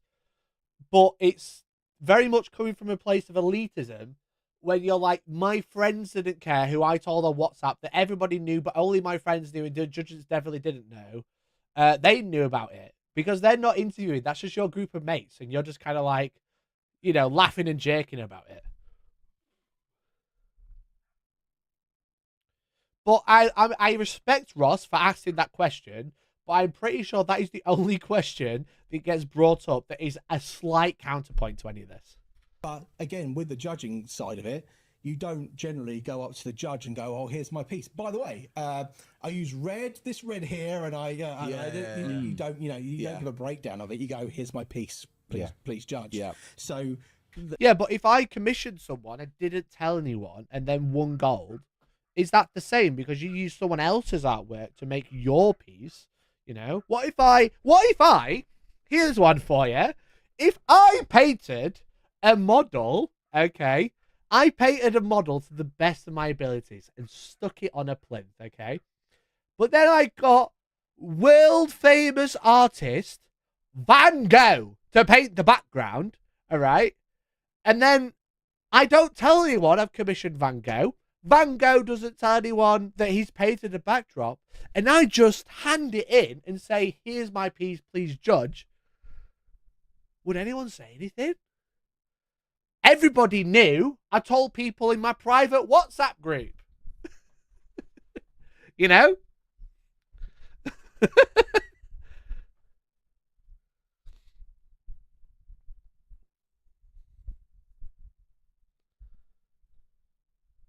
Who's Van Gogh? Or Van Gogh?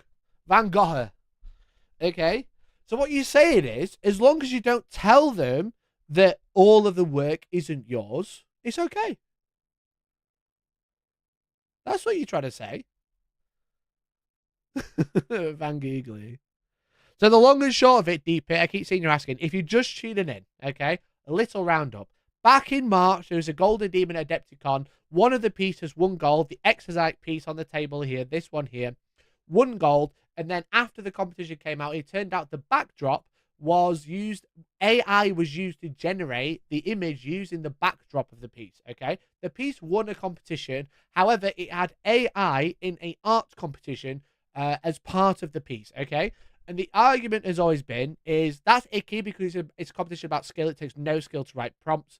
And it's an art competition, so you should be using other people's art to generate images to enter an art competition, okay?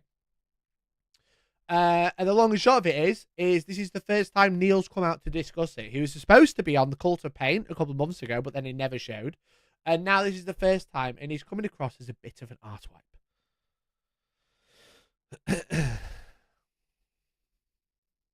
I'm going to enter a video with clip art background. Has it copyright judges declared AI art is public domain? There's nobody actually made it. Now, there's different laws around the world, right? There's like US, it's like copyright free. You can't copyright it due to the monkey picture. If you don't know much about that, just Google AI monkey picture.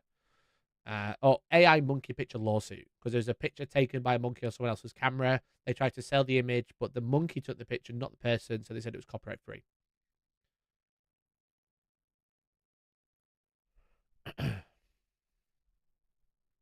There was some talk that there was an issue with a backdrop when the judging was happening, and when I heard that, I was like, oh God, that probably might be mine. Yeah. And that could mean that I've been disqualified. So again, on the award ceremony, I didn't know that if I was going to win, and I stood up there at the front going, might not win this because there's been some problems here. So I thought everything was fine. It was only the week or two after, or that week after, I think it was, that it all went a bit nuts. Yeah. Yeah. So yeah, 'cause AI is a very sort of divisive conversation at the moment, I guess. Yes. And for myself, I mean, my AI usage is the audio for this podcast. There's a make better button in Adobe Premiere Pro, and I go, yeah, I'd like my audio to sound a bit better. I also found that funny that someone pointed out that Patrick's mic peaked when he said that. I'm pretty sure the monkey picture guy got the copyright. No, it was deemed copyright free because he didn't take the picture. And it does that for me. And then sometimes for video titles on ChatGPT or something like that. Like, I don't know what goes into making an image like that. As far as I remember, anyway. Somebody watching this going, yes, but you didn't make that yourself. Yeah, again though, so I was looking into the legalities of it as well, because when I was creating it, I was thinking, oh, what's the copyright here, etc., etc. And I did do some research, and it states that whoever, the UK law states, whoever creates the prompt is deemed as the creator of that piece of AI. And so I looked at it and went, well, if I'm doing the prompt and I'm the creator, I created that piece of AI. So I know there's a lot of talk of the thing is with that though, mate, you entered the competition in the US. You entered that competition in the US. If you want to talk about legality of it, you entered it in the US, okay? Which doesn't have any copyright on AI images. So in the US, you are not covered by that same law. If that law is true, which I would love to find out. If there's anyone in chat, AI image law UK. If there's anyone in chat who can find that out, that would be great. Enables copyright protection in work generated. How it says copyright cannot vest in machines and non-human actors, resulting in author of a computer generates person by whom the arrangements necessary for the creation of work are undertaken. In this case, copyright term is used to 50 years and no moral rights. The resulting author of a community generator is a person by whom the arrangements necessary for the creation of the work undertaken.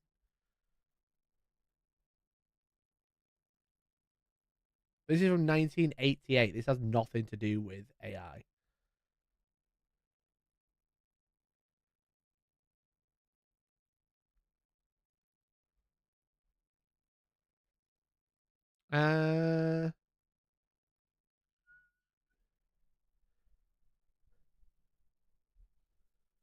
Also, legality is not equal to ethics. Also true.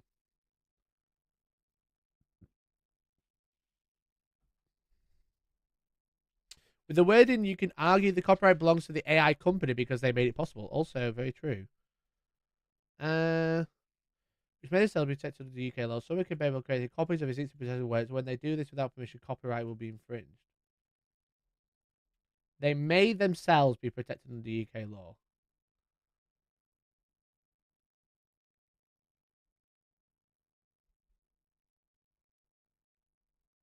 I don't think there is a specific law about AI yet. In the UK, especially.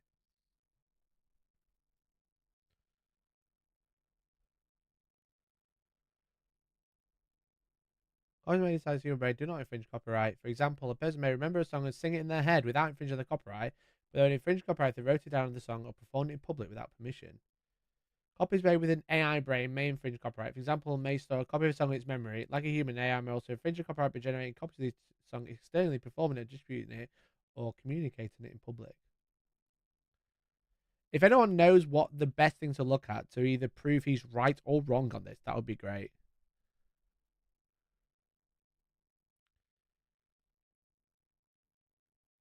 Is there a copyright in AI-generated artwork? Who owns the copyright?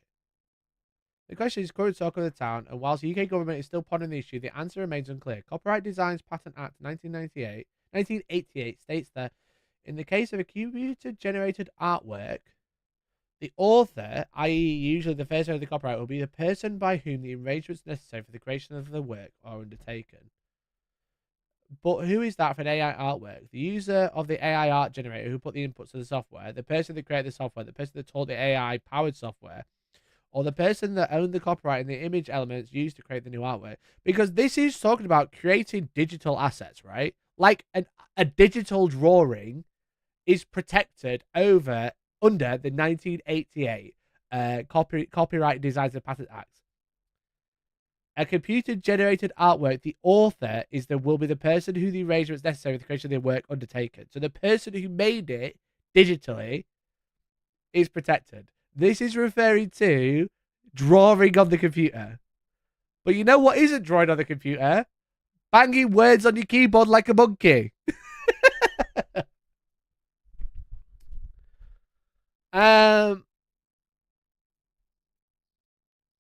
Only AI bros believe there is one. There is no. I don't think there is any law.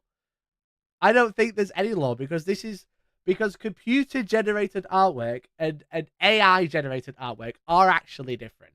Okay, are actually different because in 1988,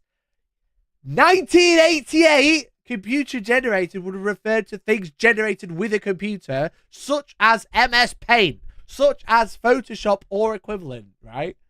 This isn't talking about generated with AI. Surely not.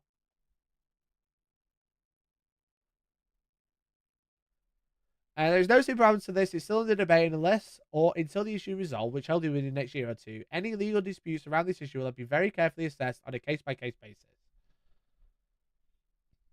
MS Paint didn't exist in 98. Oh, right, fuck off. All right? You know exactly what I mean.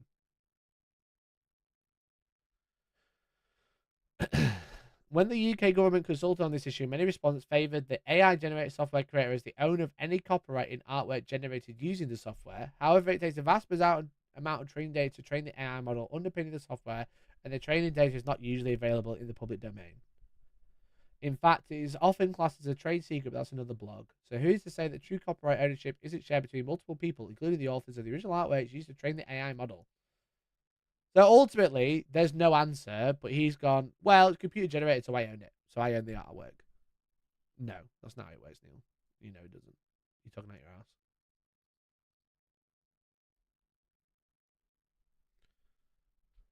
Creator of that piece of AI. And so I looked at it and went, well, if I'm doing the prompt and I'm the creator, I created that piece of AI. So no, the creator in this instance, with your own unfallible logic, the creator would be the software that you told to create it. You know, if I tell someone to paint me a picture, am I the painter? No, I'm the guy that banged on the keyboard and told it what to make. Okay, but also, as Kirioff said, just because you think you legally own the picture, which you don't, by the way, that doesn't mean you are ethical in using other people's artworks to generate an image to use in a competition.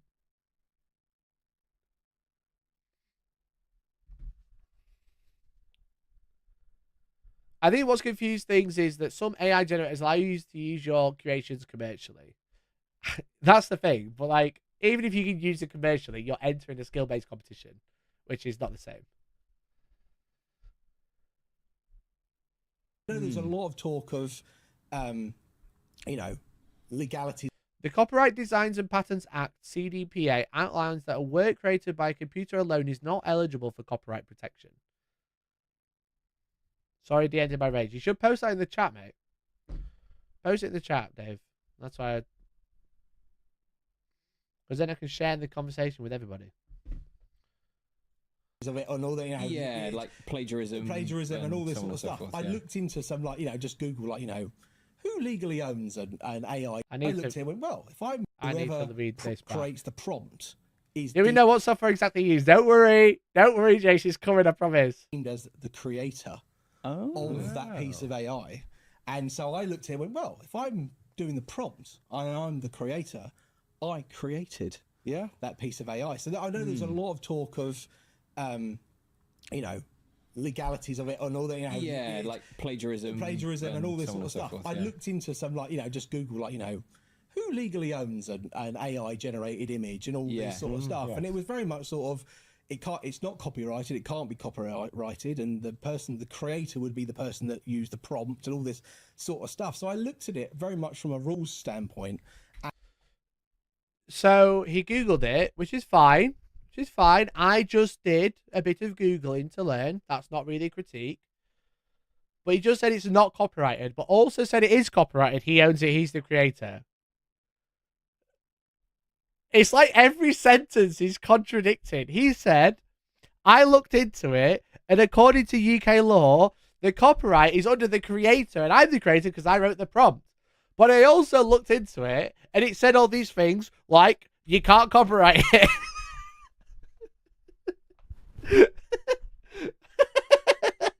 You can't. It's just. Every time he says something, he contradicts himself in the next sentence. This is such a bad look.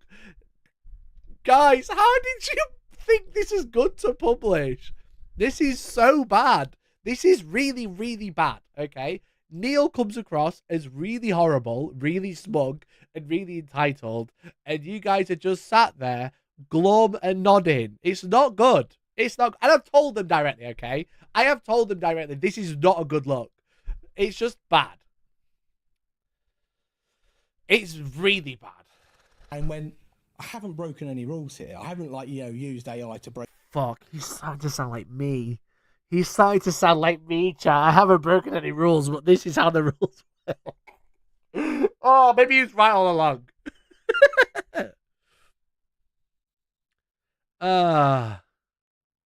Everybody's website was agreeing. I looked at a handful of legal opinions from my private WhatsApp group. Because I didn't pay it much attention when I did it. I went, oh no, I'm fine. I'm I'm well within my limits to do it. And of course, then there was the whole massive furore that broke out afterwards. Were you shocked by that? In a way, I was, because when the first couple of comments come up, I sort of I thought, oh, this is quite funny. There's some upset people on the internet, and and that's when I did my post, which people probably have seen on there, where I then used AI to respond to one of the people angry about AI, and that did stoke the flames somewhat. But it didn't generate anything to remember. And the funny thing of that was I did that thing, and then my Instagram's going quite wild, and I had a notification ping up on my Instagram, and it said, would you like to limit comments? And I went, well, that's weird. Wow, I've never seen this before. And I didn't really pay much attention. I just hit whatever, because I was trying to read what was going on. Yeah. And then I realised what Instagram was doing was going, we'll take all the sweary ones away. They're trying to protect you. Yeah. And then later on, it was like, would you like to review these comments? And I went on there, and this is where you're going to need your bleep machine. I use it less and less these days. It's quite fun. And it was. I wonder how many prompts it took to make that reply. There's absolutely no pushback, no follow-up, like just constant agreement. And that's been kind of like, and as Nate says, not really an interview, more giving a guy a platform. That's been my problem. And again, I was chatting to Ross yesterday about it, and I said that. And I said, the problem is, it's not a good interview because you're only engaging with the comments that agree with Neil. So it's not really a mature discussion as they published it as. And the problem is Neil is saying all of these things and being very boisterous, and there's no pushback. And that's like not very good for when you're dealing with what is arguably quite a sensitive topic, because it obviously caused a lot of uproar, you know? There's a lot of uproar about this situation, and there's zero pushback from the three of them. There's one question from Ross, you know? Did the judges know? No, probably not. And I thought that was a very good question. But, like, it doesn't look very good. Because, I agree. They're letting him dig his own hole. You know? He's there excavating, little shovel, digging down. But the problem is, the problem is you're not really, like, letting him dig a hole. You're platforming his opinion. Okay? Which is, like, if you're not going to counter that opinion, you are siding with that opinion, and people are going to react accordingly, you know? If I had him on for a chat, and I critiqued his conversation, you know, and it was a back and forth of, like, him going, well, I thought it was okay, and I'm like, well, I don't think it is, actually. This is the reasons why. And he goes, well, I think it is okay. This is the reasons why. That's a balanced discussion, because it's like, yeah, it's not really an interview conversation. It's not a conversation. It's platforming, because you're not confrontational. Well, I'm not trying to say you're trying to be a knob to him, and obviously you don't want to disrespect a guest while they've took their time to or took his time to join them on the show, you know, which, you know, is good of him to come on and chat. I can give credit to that. But that's the thing. Even if you fully agree with everything he says, sometimes you have to play devil's advocate to add to the conversation and bring a more balanced approach, you know? Can you get him on? I don't think I'll get on with him, to be honest. And I don't really do interviews. I don't sell myself as an interviewer, you know? I'm not a debate me bro. But I think if you're going to bring people on for interviews like this, then you need to be ready to interview them, right?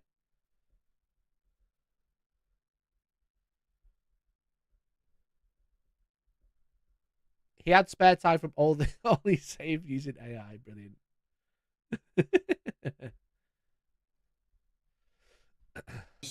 Yeah.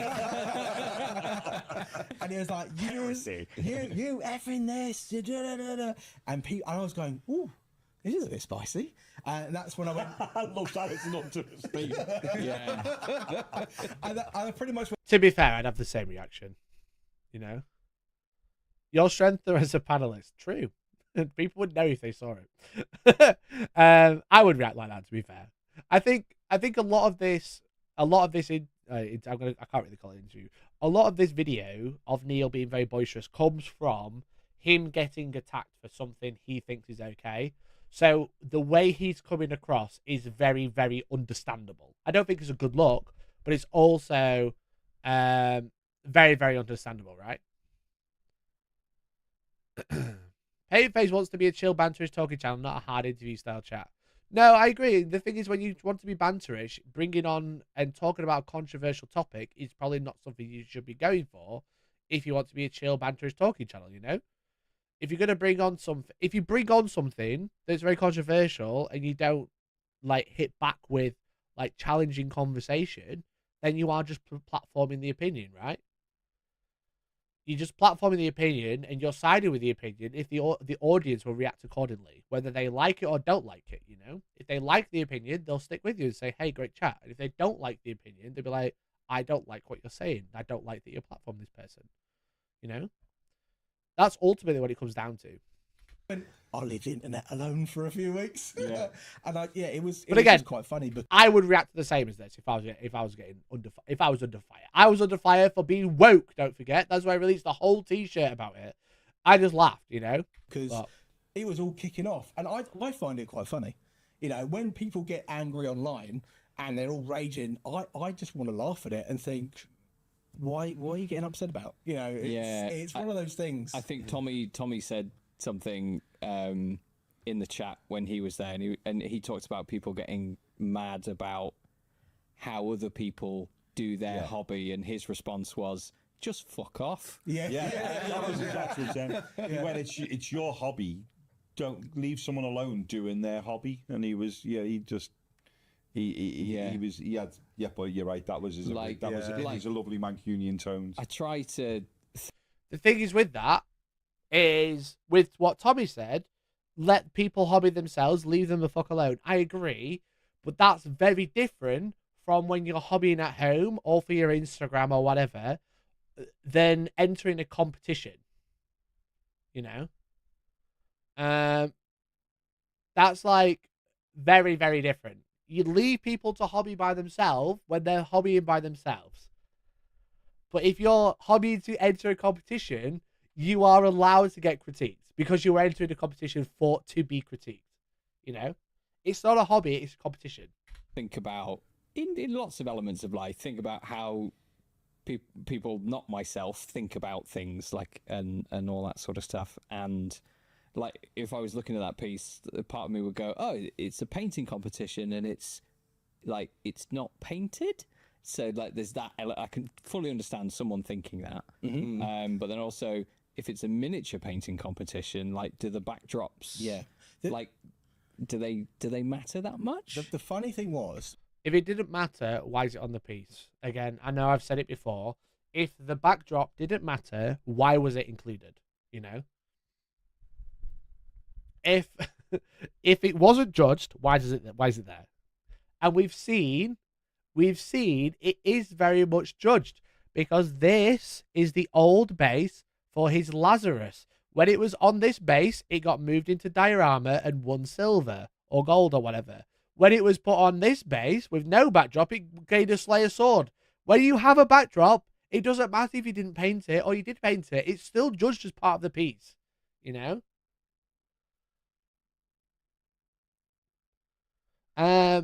You can play however you like when you play in your house, but if you act like a dick at tournament, there's an issue. Literally. Like if Val entered a painting competition with something painted by Lambo. Yeah, like when I play at tournaments, my army's really nice, you know? My army looks great. And people are like, oh, do you want to enter best army? I'm like, well, half of it I didn't paint. Someone else did. You know? Half of it I didn't paint. I can't enter.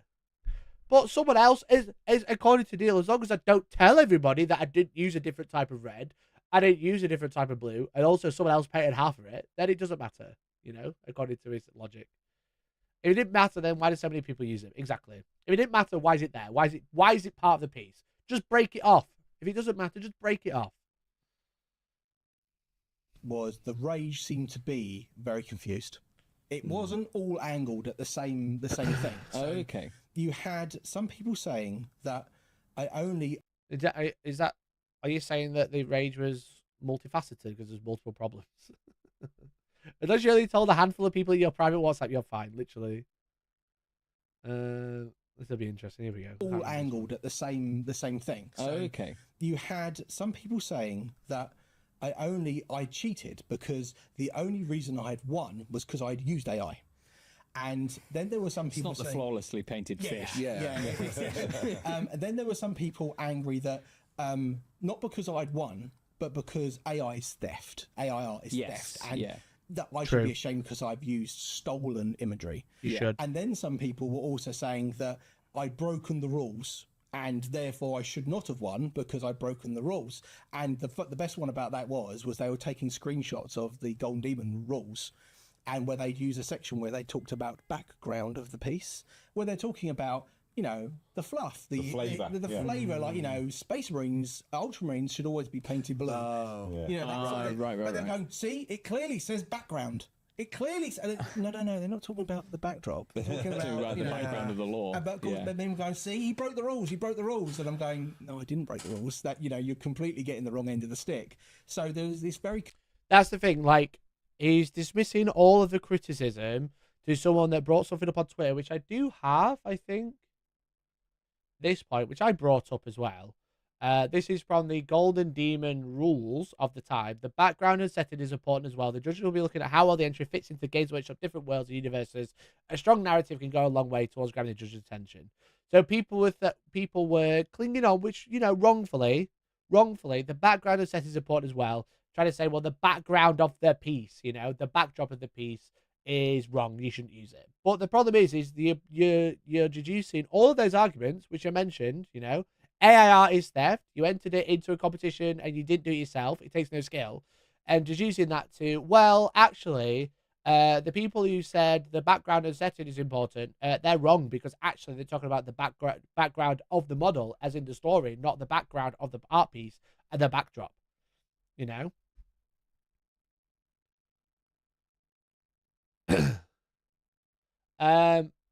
So like, the thing is with that is that that's just called what's called a straw man argument. You're taking everything, all the things that are important, and throwing them out there, and then going, well, this very specific argument is wrong. So all of the arguments are confused. You know? And that's just like, it's just bad. It's just a bad look. The guy's obviously reaching hard. Those straws are really hard to grab, okay? They're like right over there. They're so far. Come on! I can get it at the straw. But no, it's not. It's obviously he's taken all of these valid criticisms and focused on one particular section where he is right. Okay. Isn't in the 40k background it portrayed as AI equal bad? Also true. You want to talk about the law? AI is banned in 40k, so why did you use it? You should be banned. You broke the rules, Neil. Confused argument where some people are angry at this thing, some people are angry at that thing, but it all merged into one. And of course, then you get lots of DMs. No, it didn't, though, did it? You've been critiqued on multiple fronts. One of them was wrong. One of them arguably was wrong. I'm surprised everyone in that room, in that podcast, hasn't passed out from the copium overdose in that room. Isn't AI forbidden? It was. There was a whole AI war. There's a faction called the Leagues of Votan that hide the fact that they have AI so they don't get obliterated in a second. He merged it into one to make it easy to ignore. He did. Faux Hammer part of the channel, I believe so, yeah. And people angry, but then you're getting some people going, "Are you all right? Everything okay?" Oh, you know, and people that I've never I like those ones. Yeah, and people that I've never spoken to online before, like quite well-known painters, saying, "Oh, by the way, you know, we're with you. You know, it's just a tool. You've done nothing wrong. Don't let them get you down." So there were good elements to it, as well as all the. So all the people I don't know critiquing me are virgins, but the people I don't know who praised me and said it was okay are my friends, so that's okay. My friends say it's okay. Any critique is wrong unless it's a unanimous opinion about a single issue. As long as my new friends DM me and say it's fine, I'm okay with this. Activity that was flying around, so I was fine with it. How bad did it get? I had some really nasty DMs. So, like, you know, some really, really vitriol, like almost shouting into the void, sort of, you know. I had to give back all my awards and Slayer swords and never paint again. I should be absolutely ashamed of myself. And you should be ashamed. I don't agree with giving back all of his awards. I think, I do think that if the judges knew that it was AI, I imagine there might have been a different take on it, you know, but they didn't. It was only afterwards you find out.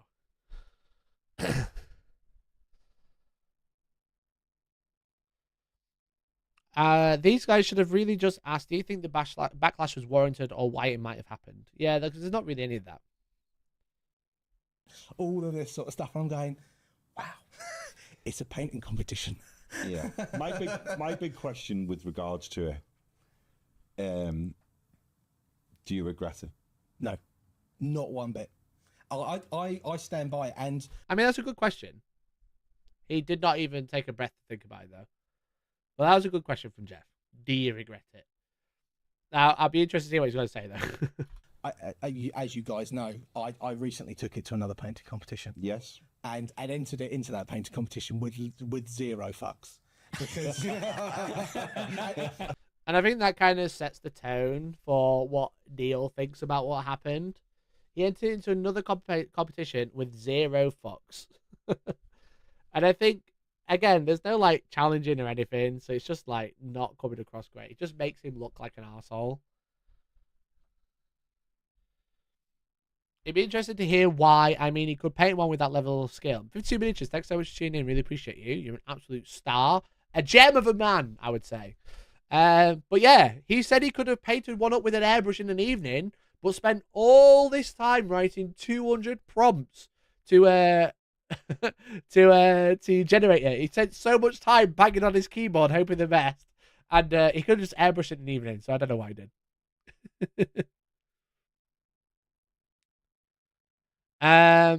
It brings everything you've done into as an artist into question. They took medals from Olympians who cheated later competition. There should be the same deal. Like, I'm not going to say he should lose all his trophies. I don't believe that, you know. I don't believe anything like that. But I do think this is a controversial piece, and him saying I entered into another competition with 0 fucks kind of tells you his opinion about the whole thing. You know. It's just a painting, mate. It's a painting competition, not an AI prompting competition. That's why it's important. That's true. I agree. to the point in which Andy Wardle said, because I originally just entered that one piece into the competition.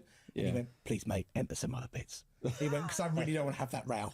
and I entered it into the MPO, and I entered it as the Exodite, but with a capital A and an I in the Exodite. Oh, brilliant. You love it, don't you, sick? How do you spell? Can someone spell Exodite, please? I'm pretty sure it doesn't have an A in it. Monkey Man got a keyboard until he spelled Exodite. I'm pretty sure Exodite doesn't have an A in it. It's kind of funny grift, but I don't think it's Exodate. The Exodite. I don't, because someone spell Exodite with a capital A and a capital I. The Exadite, maybe. I don't. Does he not know how to spell Exodite? Is that what he's trying to? Is that his plot? Is that his got you, bro?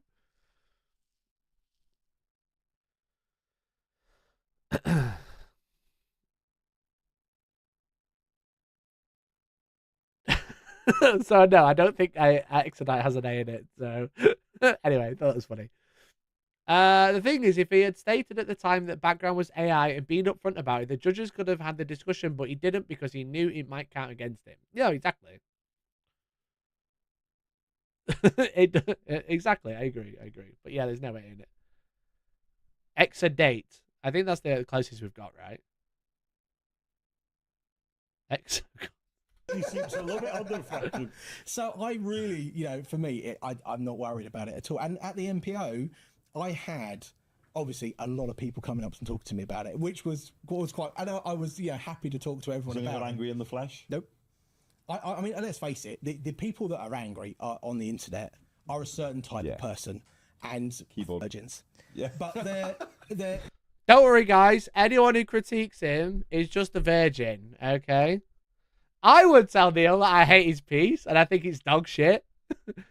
Okay? But at least the people who he's seen in person I haven't said anything. His friends on WhatsApp didn't say anything. But, like, just the people online. Like, they're real people behind a keyboard, right? I know that's really hard to get your head around. But, like, if they're not AI, if they're not talking back to you with a computer model, they're real people who are a bit annoyed about what you did, okay? No one said it in person. This small handful of people in person didn't say anything. My friends that I chatted to all the time didn't say anything. Like, someone should have watched this and gone, you know what? We can't put this out. We can't put this out because all he's doing is it's a character assassination, but with your own knife, just like this. Painful boomer-esque energy. Yeah, big time.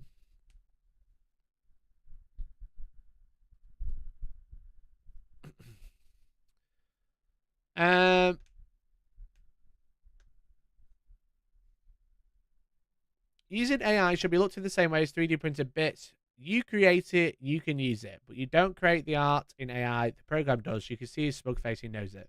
That's the thing, which I agree with as well. If you painted something yourself in Photoshop or whatever, or MS Paint or whatever painting program you've got, and you printed that would probably be fine. No one would care.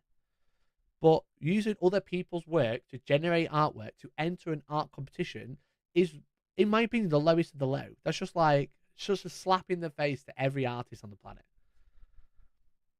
You're just like, you got no respect for your peers. You got no respect for the people who are having their artwork stolen to generate your backdrop. All you're bothered about is winning. And it's not a good look, in my opinion. They're very. You're going to get us cancelled at this rate.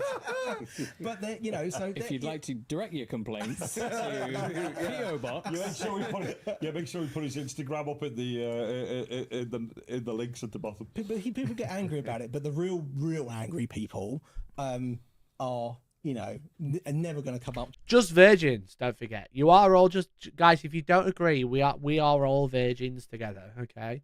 If you don't agree with his opinion, if you critique the background of the piece, but they were talking about the setting, not the model. If you think AI art is theft, you're just a virgin, okay? I didn't make the rules, Neil did. You face to face, No. talk to you, and most of the people as well, like well-known painters that I've people have told me, oh, so and so is really upset about your piece. I've spoken to them and they've gone, yeah, well, you know, I really preferred it if you'd painted that backdrop. And I've gone, yeah, I get that. I went, but I didn't want to do that. Yeah. I wanted to do it this way. And yeah, and then they go, oh yeah, okay. Yeah. You know, so there's a lot of anger, but then there's not, you know, because people aren't, no one has come up into my face and shouted at me yet. Yeah. And the best bit of the MPO. No, because people have like respect, and, you know, even if they disagree with you, they'll tell you to your face they disagree with it. Are you expecting everyone to come fight you? Are you expecting a fight over a plated piece? No. But if people disagree with you, they'll tell you they disagree. And that doesn't mean... What? I don't understand this logic. No one's shouting in my face about it. Well, why would they? They're virgins.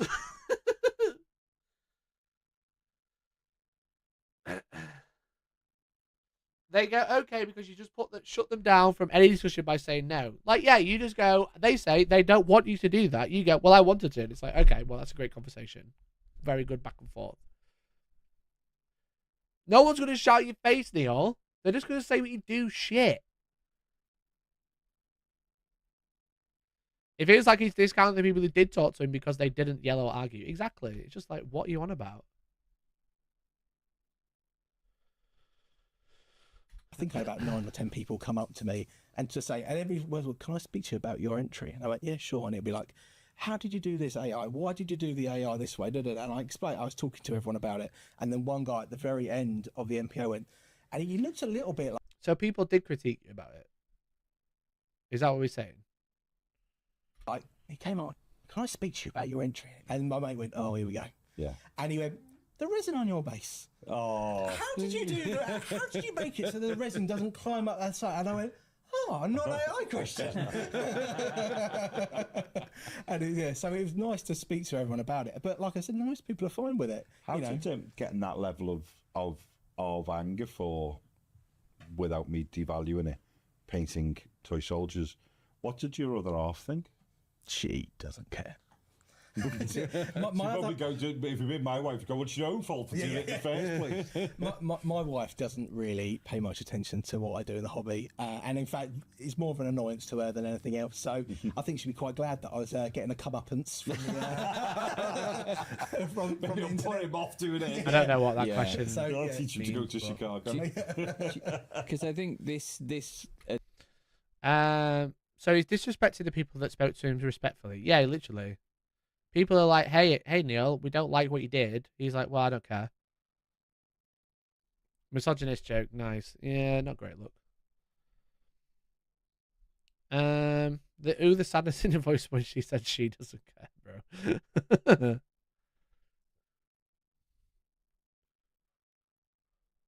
Adepticon has been I hate my wife. Yeah, literally. I hate when my wife jokes are cringe. quite sort of arguably controversial for AI, for the Slayer Sword winning piece, potentially the reverse thing. How was that done? Yeah. 3D printing's been a part of it, and there's there's rules on 3D printing, isn't there? So you can 3D print stuff, but the rules. So the rules clearly say you're more than welcome to use a 3D printer. There's nothing wrong with 3D printing in Golden Demon. Yeah. The only caveat that they've now brought in, bear in mind this is a rule that's only just come out. Oh right. Is that if an item has been 3D printed, or it has to be sculpted by the painter. Yeah. So okay, so commissions are out now as well. So what they basically stopped was very good experienced painters teaming up with massively clever sculptor. Yeah.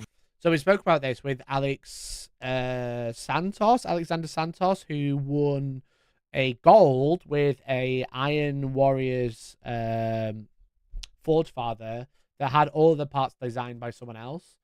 But also, I wonder if that helps cover 3D scans, which was also part of Alexander Santos' Slayer Sword winner this year, because he scanned a miniature and flipped it in ZBrush. Look at him showing off the fact he has a wife to all his virgins.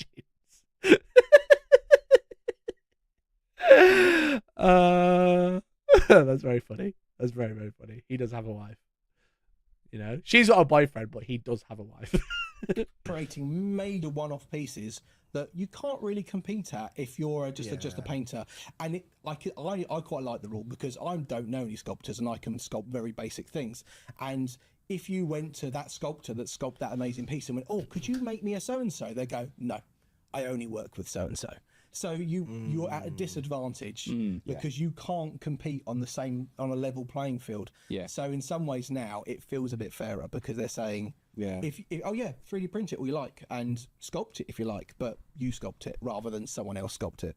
Yeah. So I get that rule. It's unfortunate. I know someone who's working on a 3D printed piece that was commission sculpted, and I was so excited to see that enter a competition, but now obviously it can't because it wasn't sculpted by the artist. So. The key thing is though, if you do that, it's fine. Enter it into a different competition. Yeah. There's loads. You're of them. right. There's You're right. tons of competitions. Yeah. It just you can't. There's AI art competitions as well, Neil. You know that, don't you? To be fair, my wife won't watch my channel. It would have been exciting if this was done as a demonstration piece. It's been done in photography to competitions, entering AI to generate discussion. Don't feel this was done with that in mind. No, not at all. Not at all 52 miniatures. This is just the kind of like, I wanted to do it this way. And now, like after watching this interview and dissecting it, it comes across as just like, I wanted to rage bait everybody and then laugh when people gave me like genuine critique.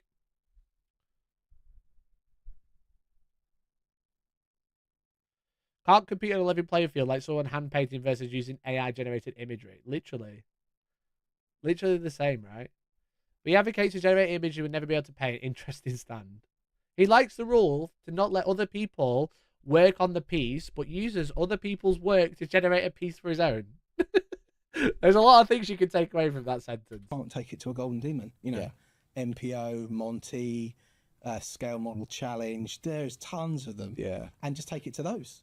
I actually was reading a message someone said a little while back saying, I don't think it's in the spirit of the game that if you've won at Golden Demon, you should ever take that merchant to any other painting competition. And I thought that was ridiculous because I thought the amount of time it takes. Yeah. It only gets to be seen once. Yeah. There used to be in Crystal. His dual sculpt is so hypocritical. I'm like having a great laugh at his expense. Yeah, like you said one thing, but like, you know, you're like, well, other people shouldn't sculpt your work, but also you're having other people's art used to generate your background. You're not being inspired. You're not taking reference. You're taking other people's work and chopping it together to make your own. But also, I don't know. I always think entering the same piece into multiple competitions is a bit strange, but that's just me. I don't care, though. I don't think it's really that relevant. Brush, their rule used to state that to enter the Crystal Brush, the piece could not have been entered into a previous competition and that it couldn't have been publicised. So to try and make theirs all super unique. Yeah, special. If you did the whole thing of you had to do Crystal Brush first, get that done, and then go Golden Demon and all the other ones you wanted to do to make sure that you had a unique piece at the start, sort of thing. But yeah, it's crazy because you could, I spent a whole year doing the Expedite, and if you then said you can enter it into one competition, you'd be like, oh, it's a bit of a waste. Yeah. I think there probably is a time though when something's been entered so many times in so many competitions. Like, does it get a bit old hat? Like, we've seen that. Like, I've seen some artists go what I would say is beyond the norm in regard to entries, and I'm like, it's fantastic, it's a great piece, but do something new, do something original. There's an It does mention something about using Mid-Journey for everyone who kept saying we'll get to it, but I'm not sure where that part is. element of re-entries in Golden Demon where you can go, okay, that didn't place, I will rework it and change it. And I've done that a fair few times, obviously Lazarus being the most notable, but the Dark Elder guy on the bridge, I took him to Crystal Brush, he got a silver, took him to Golden Demon where he didn't place, and the feedback was that they didn't like the head, the way I painted the face. I removed that head and did a whole new one. Then when I took him to Adepticon, when Lazarus won, I put that into open and I got a silver for in open. So if you're willing to put extra work into it, it can do something. But then there's an element where sometimes you just need to retire something or retire something. It goes past the point of being viable. You know, if you've entered it 4 or 5 times, you're probably best off giving up on that and doing something else. But The resin process he described generally was interesting. That was so much more impressive than how he generated the AI background. Yeah, like at the end of the day, I would never sit here and say Neil's like untalented or doesn't have skill, because he does show a lot of skill in his pieces. I think he just lights a fire to that conversation when he's like, well, AI prompts are really hard to do. I had to write 200 times. He just kind of like shits in his own mouth type deal, you know? It's just like not it's not a good look in my opinion. So if you feel as though you were just off the mark because of something small, you should maybe rework it and try again. But we do mention the Exodite again.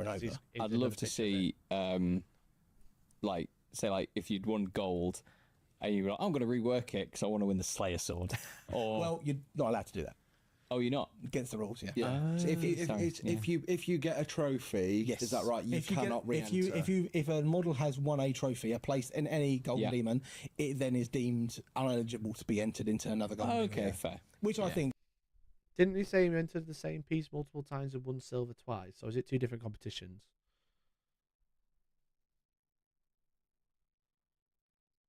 Maybe I just missed it. I'm pretty sure it's Crystal Brush, which I don't think is a GW event. I won Crystal Brush and then entered it again anyway. Didn't he do that with Lazarus? Yeah. I'm like 9% sure I did do it with Lazarus, yeah.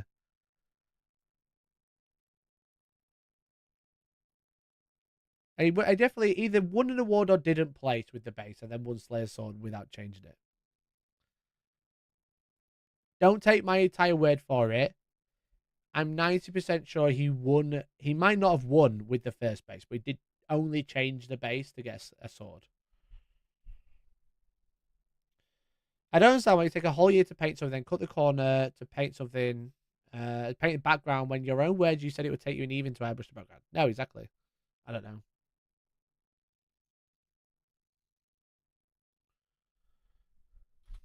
It's a good way of stopping maybe a few people with super pieces. Yeah. Maybe going, I'll do US Demon and I'll do UK Demon, I'll do European Demon, and going, clear up and run down a wall space for the swords. Yeah, exactly. Yeah. So they try and obviously limit it that way. Do you anticipate, because of this and because of, I guess, like the negative sort of backlash to it, do you anticipate a rule change? Oh yeah, 100%. Yeah.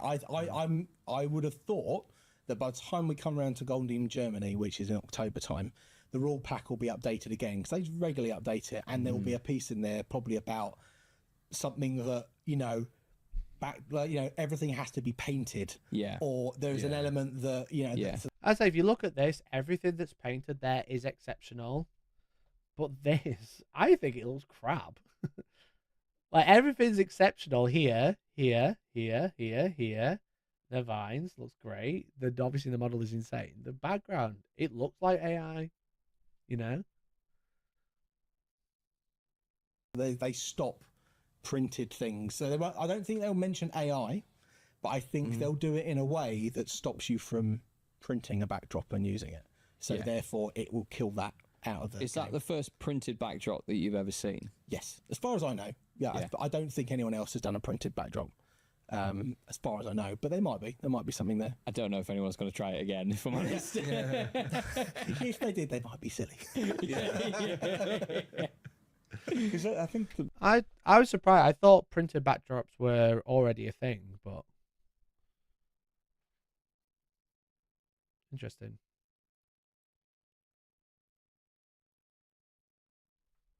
for me, and we talked about this before, is this whole thing of like you saying, oh well, you know, AI, it's stolen art. Yes, yeah. Because it's an amalgam of lots of people's pieces of art and brought together, and I think that to me doesn't hold water on the grounds. The fact that if you decided you were entering John Blanche's Black Templars on a Hill from 3rd edition, Yeah. well, the composition and the design and who stood where has already been designed by somebody else. Yeah, indeed. And then you mimic it. Yeah, completely. You haven't thought it up yourself. Yeah. You are copying a pre-existing piece of art. You're just changing the medium. And that is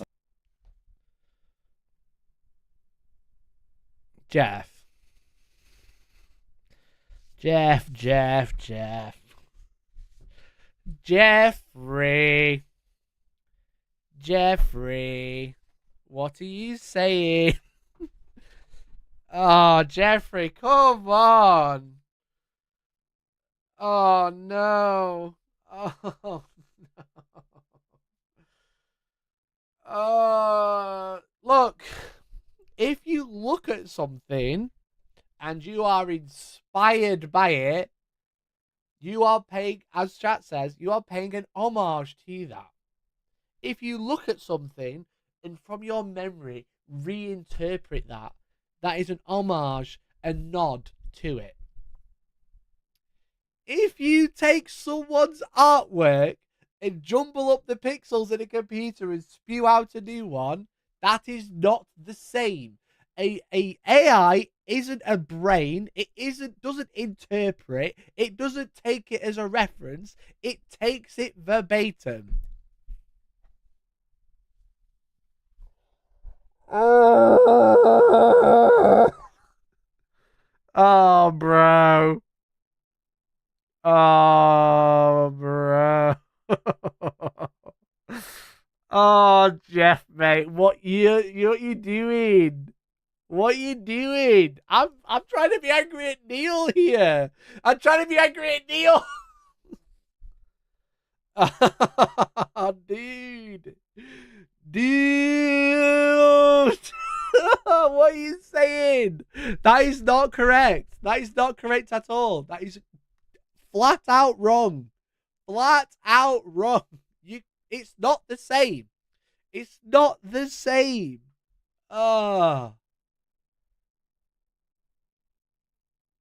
There is no skill involved in generating image with AI, okay? What AI does is it takes other people's artworks from around the world without permission and regurgitates something that's very similar because it is not using it as a reference, it's taking it verbatim.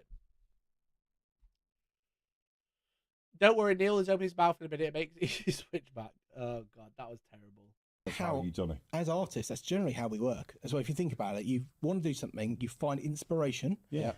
AI isn't inspiration, by the way, Neil. Just want to make that clear. Just to make that clear, in case you missed it, AI doesn't take art as inspiration. It takes it verbatim. Adapt it and you make your own thing, which is pretty much like how the AI is going. You want a thing, I can see these things that are similar and I will mash them together and make what you want. And the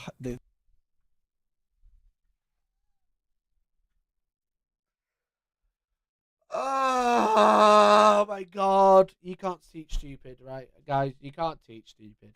The AI theft piece, I think you can get deeper into it because I use Midjourney for mine. And I know there's a lot of legality problems with Midjourney. Like, you know, there's a lot of people.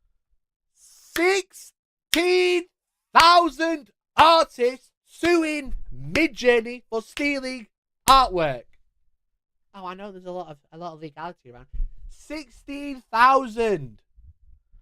That's a lot of people who are very mad their artwork has been stolen. Oh no! What am I even? I can't. I don't know if I can watch this anymore. I don't know if I can watch this anymore because I know the next argument as well.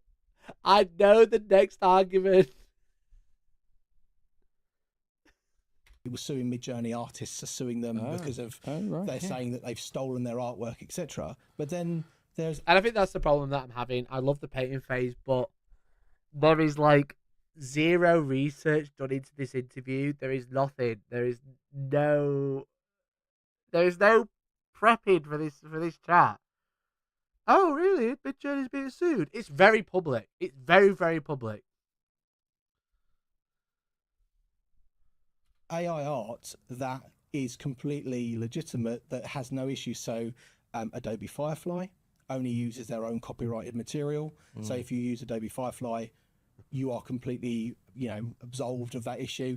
Same with Getty Images. They now have their own AI, only using their own copyrighted material. Getty have a huge catalogue. Yeah. So if you think that you could say that, AI art is theft, can you argue that if it was made with Getty Images or if it was made by Adobe Firefly?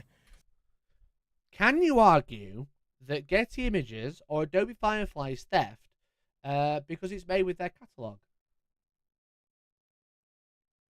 Sorry, 1 second. Let me just cut back a little bit. Because of they're saying that they've stolen Medium.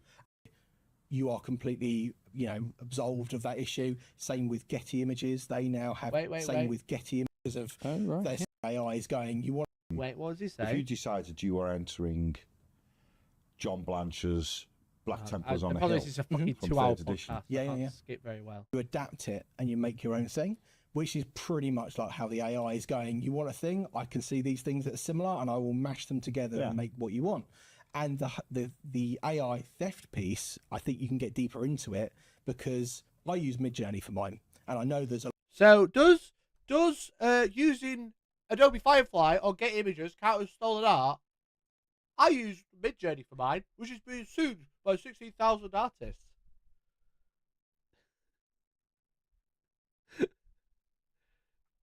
You are using stolen artwork, and that is the problem. You didn't use Adobe Firefly. You didn't use Getty Images. You used Midjourney. So by your own admission, you are using stolen artwork to generate more artwork to enter an artwork competition. If you can't see the problem with that, Neil, no one can teach you anything. I will have to get you an egg to teach you to suck that, okay? Because you aren't getting it. You aren't getting the problem. I am openly using Midjourney, which is being sued by 60,000 artists for stolen artwork. But what about Getty Images? That's what we call another straw man. That's the problem. That's another straw man argument. Because you're not using Getty or Firefly. You're using Midjourney. You said that yourself. You said that yourself.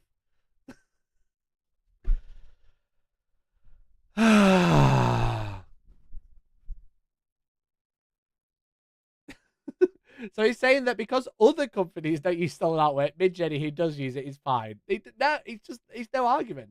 There's no argument there. Like, is your issue generated images in general or Midjourney for dodgy business practices? So me personally, my standpoint on AI is if you are using stolen artwork to generate images, it is beyond horrible. Midjourney in particular is profiting from stolen artwork, okay? They take other people's artwork and then charge people to write 200 prompts until they get the perfect forest background, okay? AI as a concept is very, very fascinating, though I think we need more legislation before it's widespread, okay?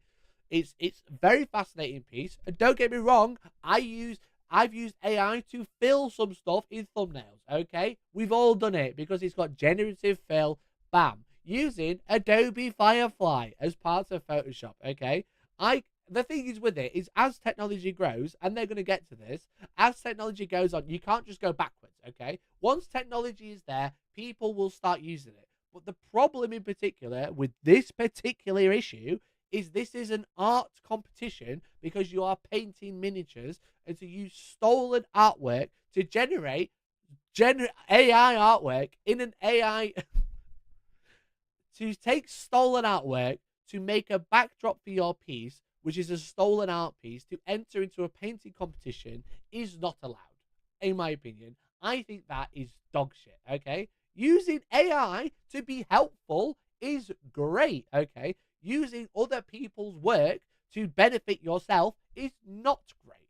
And I don't think that's a big, like, I don't think that's a hot take, okay? I don't think that's like a crazy answer. I think taking people's hard work and profiting from it without properly paying for the artwork you're using or paying for the work is dog shit. That's not a hot take, okay? If I said to you, someone is working for free and someone else is making money off it, you would tell me they're bad people, okay? So it's not AI cringe, it's the AI company cringe. The problem is, Jace, is mostly people using AI on the cringe ones, okay? Mostly people using AI on the cringe ones. If you use Adobe Firefly or Getty Images to generate the backdrop, I think there is less of an argument, but I also think in this particular argument, you shouldn't be printing backdrops because you should be making it yourself. It's a skill-based competition. Winning a skill-based competition with the benefit of AI detracts from the fact that it's a skill-based competition, right? That's that. I don't know. Have I not made that? If I've not made that clear, I'm really sorry. That is my standpoint, though. You know, if you're in this particular instance, if you're using other people's work to benefit yourself, that is cringe. Okay. It doesn't matter if you made it with Getty Images. Doesn't matter if you made it with Firefly. That's cringe. Someone at my door. I'm leaving. I'm leaving, chat. I'm out.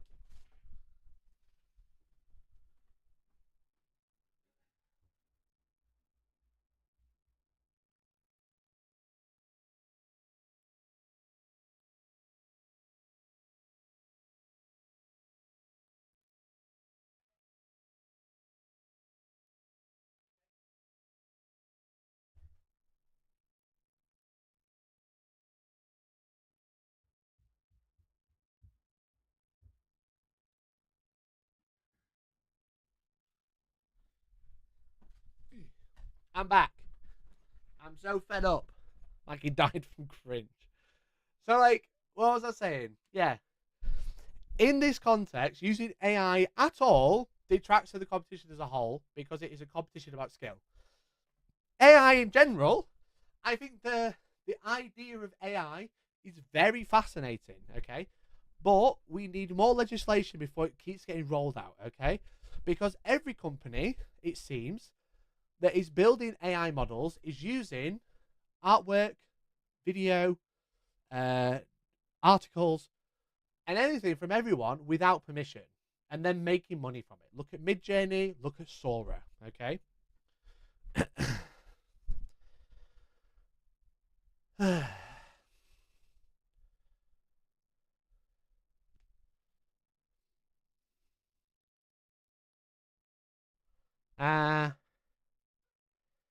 My wife's going to lose it when she realizes I'm a virgin. We have 2 kids.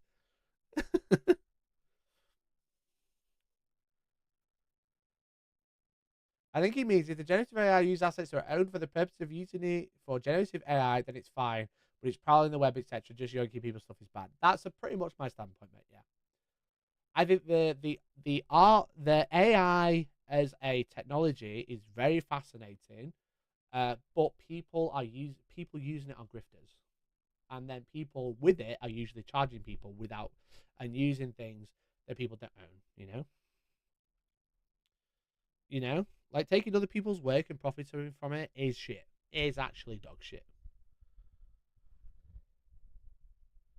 What about these companies that are legally purchasing data like from Reddit? Well, have they compensated all the people on Reddit for the work that they put in that they're then selling? You know? No. Cringe. That's what I think. Now, if you sell something to an AI model that's going to be used to train it and you're financially compensated for it, fucking get it. Get the bag. Get the bag. But that's my problem with AI, okay? That's my standpoint. If it's using stuff that's been taken from people without their permission, they're not being financially compensated for it, and then they are making money from it, that's dog shit. if you did something and people sell it without your permission and make money, you'd be pissed off as well. And that's ultimately what's happening.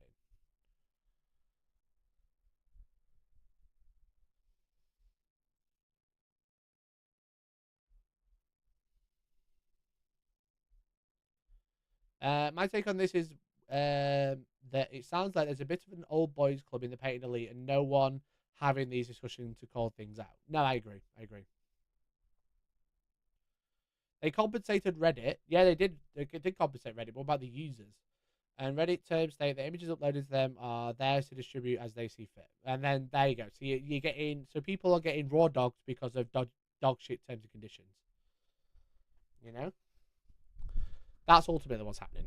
Anyway, A lot of legality problems with Midjourney. Like, you know, there's a lot of people suing Midjourney artists, are suing them because of they're saying that they've stolen their artwork, etc. But then there's AI art that is completely legitimate, that has no issue. So Adobe Firefly only uses their own copyrighted material. You use if you use Midjourney. Adobe Firefly, you are completely, you know, absolved of that issue. Same with Getty Images. They now have their own AI.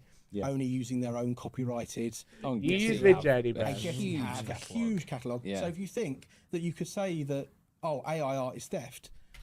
Midjourney AI art is theft. People look at Adobe Firefly and Getty Images very differently. Can you argue that if it was made with Getty Images or if it was made by Adobe Firefly? I try and think of the argument as, like, I wouldn't be able to paint a backdrop that well. He chose to use the one that wasn't okay, literally. Probably ever. But I might be able to, if I put the time in, do the prompts and get that. So, like, say for someone like myself, if I enter Golden Demon with, like, that yellow monstrosity that I painted, and it's just awful, but then put a printed backdrop in, someone will go, well, you're cheating. And it's like, yes, I am, because I'm crap. I don't know where I'm going. Is there less skill involved? Well, I love Pat, but I think that just kind of... it just kind of says it all, I think. Did he just try and say if Midjourney uses images from Getty in Adobe, it's okay because he has the copyright? I think he's trying to say that if you is there a problem if you use non-copyrighted material to generate your artwork? Like, legally, no, but in a painting competition, I still think there's a problem. You're so much quieter than the video. It's because I'm when I'm playing the video, I'm not really talking, right?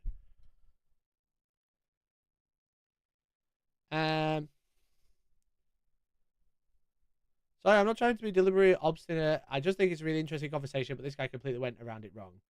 No, I think you're right, but like you say, the things you're mentioning, like Reddit, for example, that just shows that Reddit has screwed over its users, right? The legislation, the data, the terms and conditions to use the website, which is one of the most popular websites on the planet, is that they own all the artwork they're posted to there. That's just obviously dog shit, right? Pat's trying to ask the hard questions, but doesn't want to upset the guys. That's what he says. That's what he says. I love Pat. I think Pat's a great human, right? He's a lovely, lovely human. But yeah, it just comes across of he wants to ask the hard question. He's not sure how to go about it, so doesn't want to ask it. Yeah, I suppose there's an argument about skill level, right? There's an argument to say that if you're using AI, it's not hard to do. I would argue that it is harder to do than people think, because no, typing prompts is not.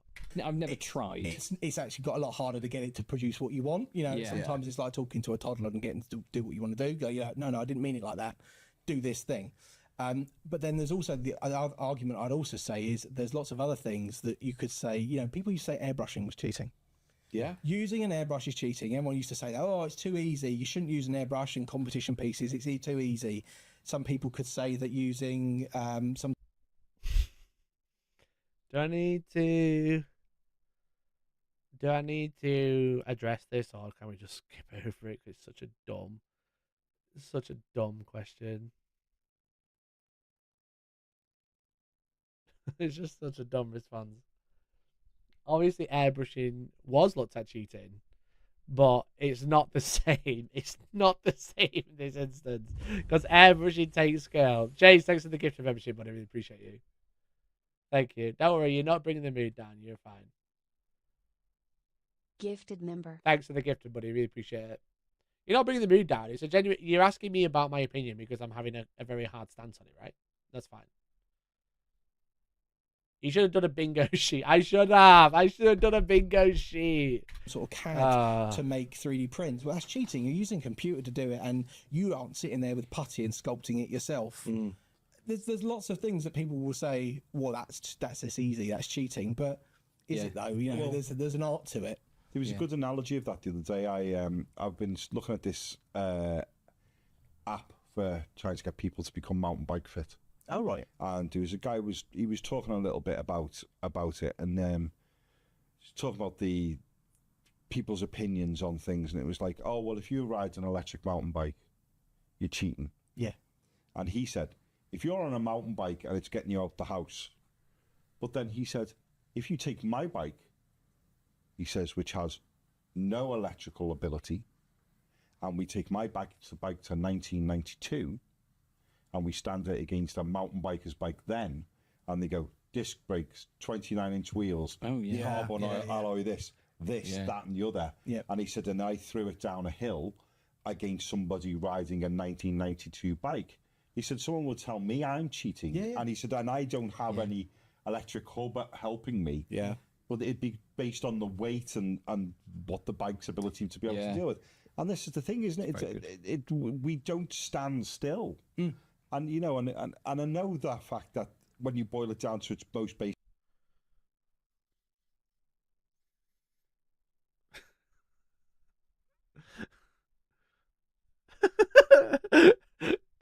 Chat, I think you got me covered. Do I need to add anything here?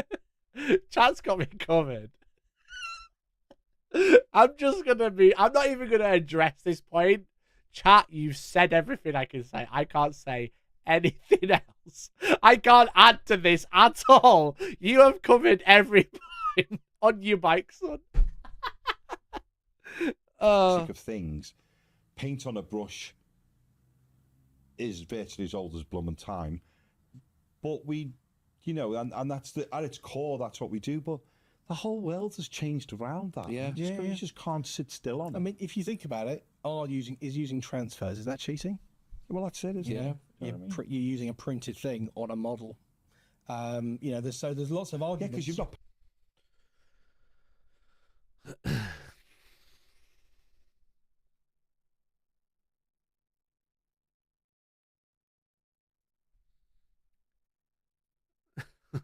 I like how he says the world doesn't stand still while being in the boomer in the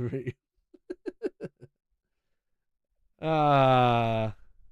Transfers aren't stolen art though. No, they're not. Funnily enough, they're not. They're not stolen artwork. They're artwork that's used on the miniatures that you are trying to paint for a competition.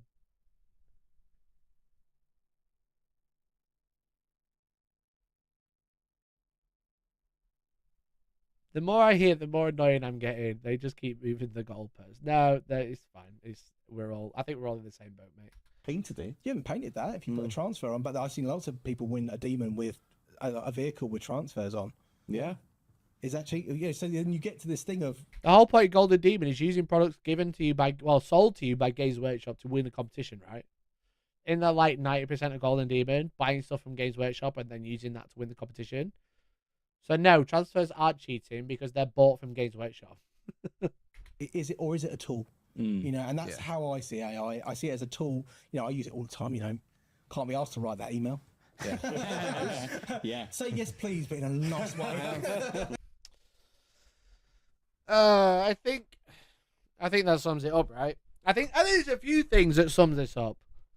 But it's just like the lack of care or respect for your other competitors in a skill-based competition that you're happy to use other people's skills to win the competition over your own, right? I know the problem the background was printed. I think that's pretty crap, but it's not what I have issue with. No, I agree. I can see one definite tool right now. That was actually a funny tweet I saw, which I bookmarked, actually. I'll show you. Good response. Great one. Let me show you the bookmark tweet I have.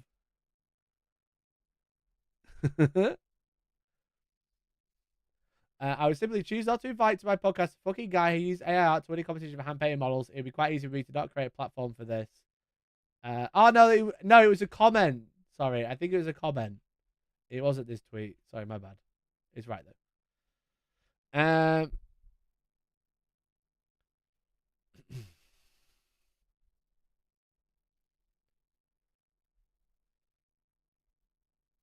Will they say it? Will they say Banger GW model is cheating because she didn't sculpt it?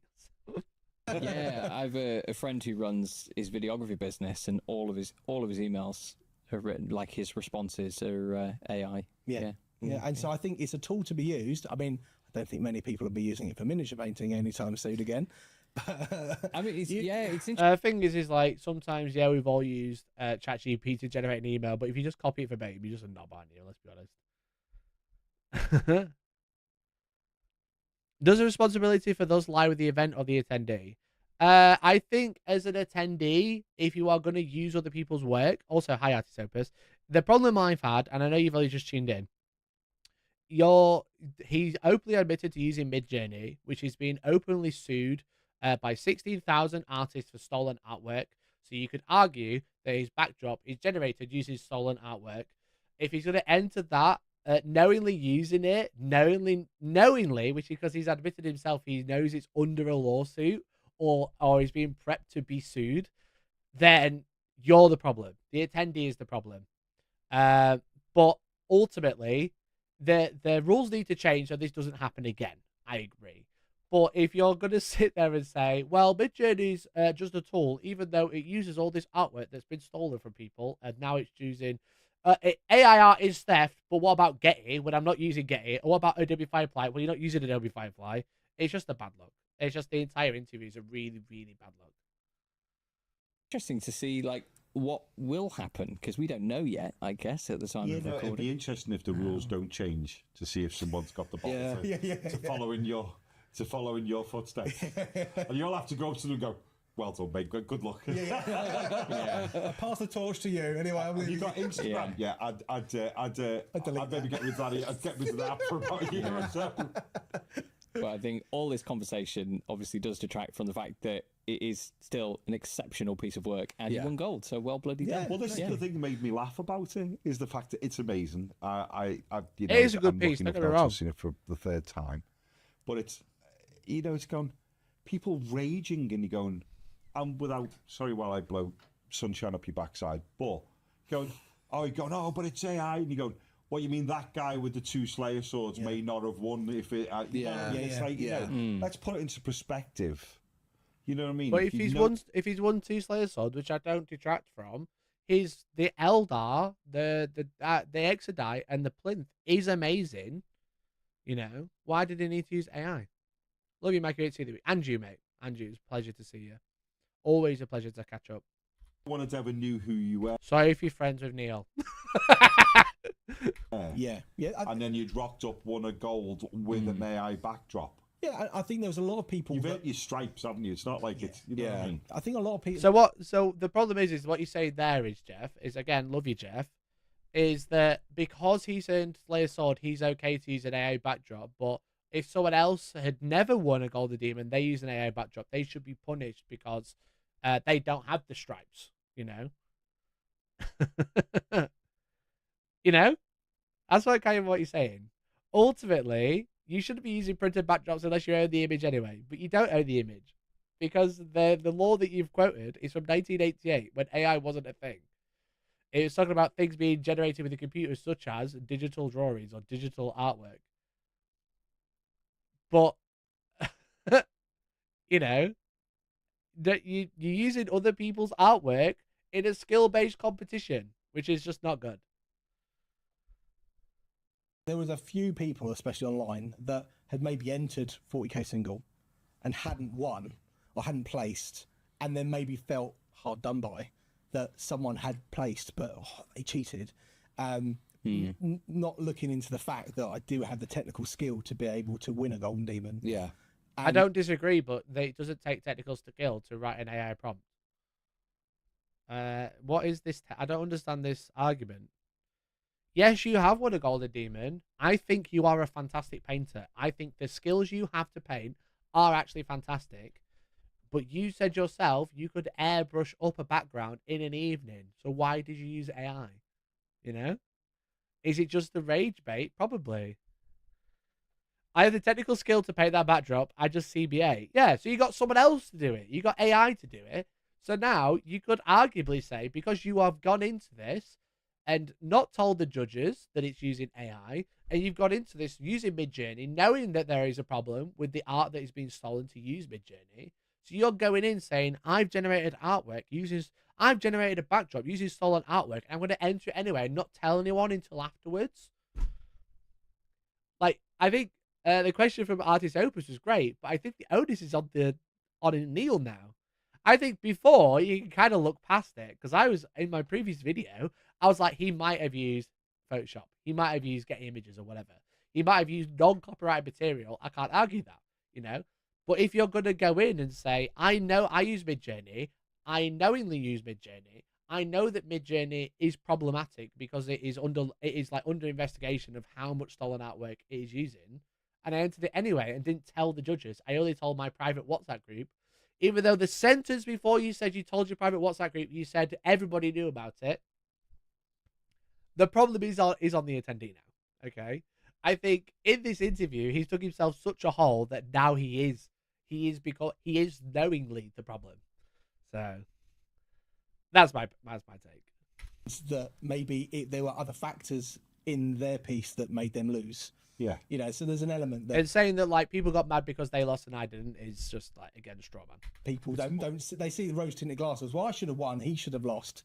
That's not fair. If I was a reasonably competent competition painter and I was going into single 40k, my main concern would be, oh, bollocks, Neil Hollis has entered that, as opposed to Neil Hollis has entered that with an AI printed backdrop with, you know, I think the first bit covers the problem, but the second bit, you know, and I don't, you know, as much as I'm complimentary about your talent, you know, I'm not trying to portray it that way. And this is like, it's getting a matter of perspective on the whole thing, isn't it? Yeah, completely. You know? I think what you were saying earlier, the opinion, whilst, like you say, the internet is noisy and it's full of a lot of people with a lot of opinions, but miniature painting competitions are like golf. They're not football. It's not one team versus another and this skill versus that. No, Ross, it's a miniature painting competition. So why is he using something he didn't paint? This is you versus you every time, and you've got to get better than you last time. Yeah. And then hopefully, what you choose, your approach, is considered better by what is pretty much a random group of people against the other competitions. So the only opinion I think that matters in regard to whether this is okay or not is not okay is your peers. Is those people within the competition who are going, if some of them complain and start going, judges, AI, blah, blah, if they change the rules, fine, the rules are changed. But this isn't against the rules. The thing is with that argument is that it's only the peers who can enter. One, I've entered Golden Demon in the past, so now I'm a peer, so I can give it valid criticism. But also, it's a competition with multiple entrants. It's not really just a competition about you versus you. It's a competition between you and everyone else who's entered in that competition. But also, it's a public competition because Games Workshop publicizes it. It's a very public. It's their biggest painting competition, and it's just like it's not a private competition. It's not an in-house competition that happened in a room that no one knows about. It's a very public competition, so people critiquing it are allowed to because they are either just onlookers who like to look at pretty models. They are past winners who aren't at the event. They are current attendees. They are past entrants. You know, it's like, like coming in and saying, "Oh, well, you're not there, so you can't critique it," isn't a very good argument either. AI it's scary, but I think people are not objecting to what it is. They're objecting to the future where creativity is reduced. Yeah. That's the fear. For me, I mean, thinking about AI and how I would utilize it in the future is I think it's a great prototyping tool where you could say, okay, I'm thinking of creating this piece. Okay, create me this sort of scene, and generate, generate this thing in this scene. Get some ideas and inspiration from it, and then you can use that and create new, interesting things. I don't think the thing with AI. I think someone once told me, like, AI won't take your job, but someone using AI will take your job. Yeah, and that's how I think you've got to look at it. Yeah, it's an interesting way of putting it. He's not even sorry he got called out. I think he loves the attention he's getting off on it. Yeah, literally. Do you remember the part when they said he'll use AI art if you won in the past? Also.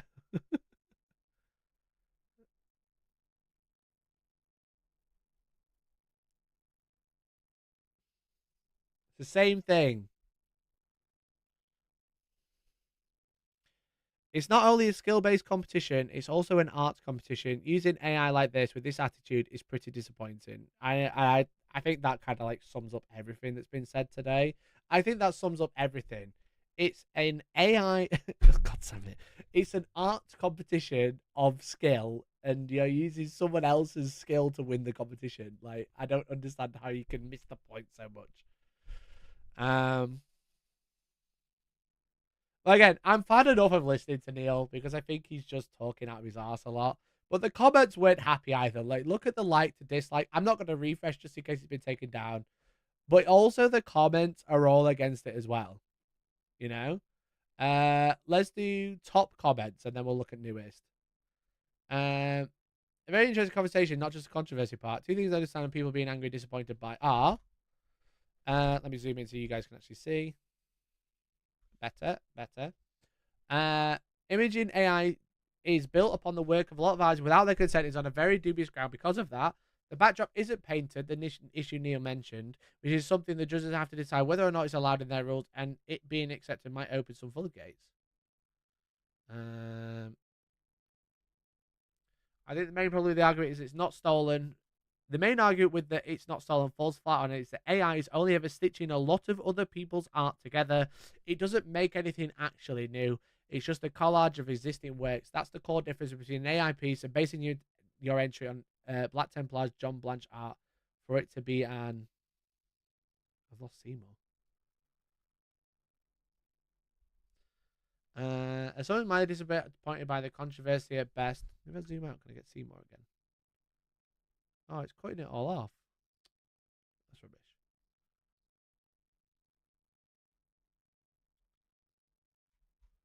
Let's look at the latest comments. What strikes me as odd is here he argues you don't run backwards in a 100-meter sprint in order to illustrate that one should use the best tool technique, even if it pushes the rules. But later he argues that prompting and post-processing taking longer and being more work than doing it by hand legitimizes the whole thing. A rather stark contradiction. That is quite funny, actually. That is very funny. Idiotic, who's in chat, I think, at the minute. AI art is theft. Also, Neil has no self-awareness. Everyone knew it was AI. What about the judges? Probably not. Only my friends knew. Only a handful knew. Come on, mate. Keep your story straight. Yeah, true.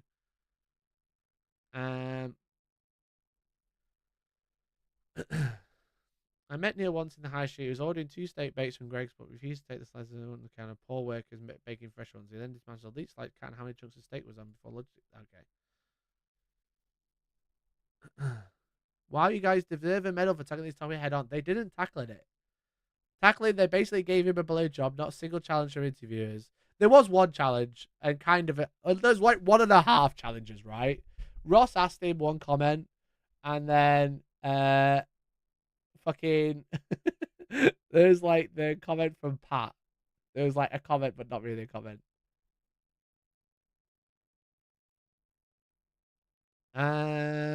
There's an ethical question of AI should be used in the first place, but that's really a question everyone should answer themselves. Not really. What does this comment mean?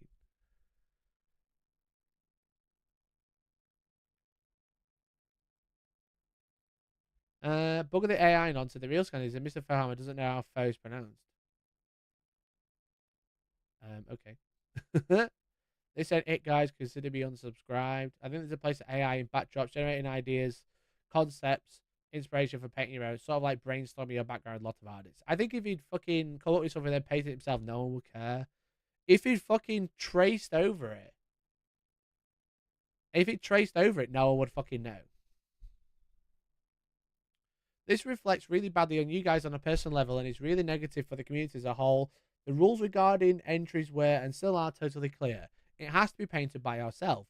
You can debate AI, but bringing in Neil changes the context. What he did was not morally right. Giving him a platform to talk about AI unchallenged and without balanced nuance is therefore not morally right.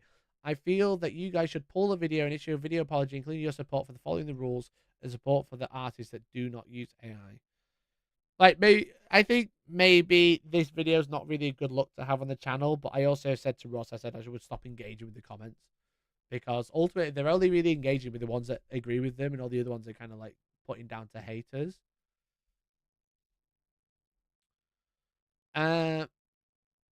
What was sad is that he didn't even consider that the art using the AI program wasn't consensual with the artist. It used to generate the image. AI artist theft. True. My heart with you and his family and friends at this tough time. What? Doesn't mean the law doesn't acknowledge this yet. It isn't wrong. It is stealing. As a miniature painter and a digital artist myself, this is offensive seeing your work being mismatched into something you have no consent for some people who just got a keyboard, start prompting, and won a competition. Used for commercial purposes and stealing your intellectual property. This topic got more offenses, even more, knowing Neil has no remorse and insults people calling him out, which is, yeah, true. The salt in this comment section. Enjoy this episode. Neil's the main painter and guest, which he is an amazing painter. I'll never discredit that. AI, no. AI, the piece was stunning and well executed. It's up to the judge to make the rules and set the parameters for women and the painters play within them. Yeah, the thing is, though, if they didn't know it was AI, then that's bad, you know? Sorry, just got sent this link and I listened. How much have you put me down so far? I gave you credit for asking a hard question, Ross. I gave you credit. There was a couple of other things that I did like that you said, but I gave you credit for hard questions. I love the Exodite entry and extremely well painted, but I do think the use of AI is potentially problematic. Nothing against Neil at all. He's proven himself to be an extremely skilled painter. This is like fucking, this is my comment in a nutshell, right? Honestly, I don't even have a strict problem with AI generated images so much as how capitalism uses it to replace human artists. There's probably a huge debate here about the advance of technology and shifts like what happened to portrait painters when photography was developed that I don't really want to wade into, but as someone with friends in creative industries whose jobs are being cut to maximize profits, I don't consider it a helpful tool or for humankind. This is just like art in general, right? AI in general.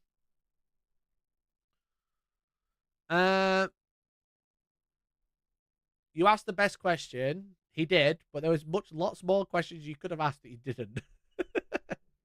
And again, I've said, like I said to you in the message, and I've kind of like reiterated the same thing. The problem is with this, is Painting Phase wants to be a banter filled chat, but then there's got this rage baited guy on the stream, and then there's like, it feels like under researched, and there's been no back and forth. It's all just yes. It's like Churchill.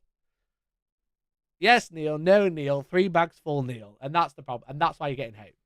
Because it's not a conversation. It's platforming. So people who don't like Neil or what happened with the art piece will see you as in full agreement with Neil, whether you are or not, and will vote with their wallets and views or dislikes and whatever accordingly. So that's the problem, you know? If it's just a banter chat, don't have controversial topics. That's the thing. He cheated and got away with it is not to be applauded. It puts into doubt everything else Neil has produced. Did he cheat on those two? How will we know he won't cheat again? He certainly isn't remorseful. I agree with this. I don't think we can just say because this was bad that everything else was cheating. But, yeah. Dog shit decision to bring this AI slop on unfollowed. Do better. I think you can give critique. You don't have to be like, oh, I'm fucking unsubscribing. That is a bit cringe, but man's really boasted about theft from artists. Crazy. Yeah, it's not good. Not good.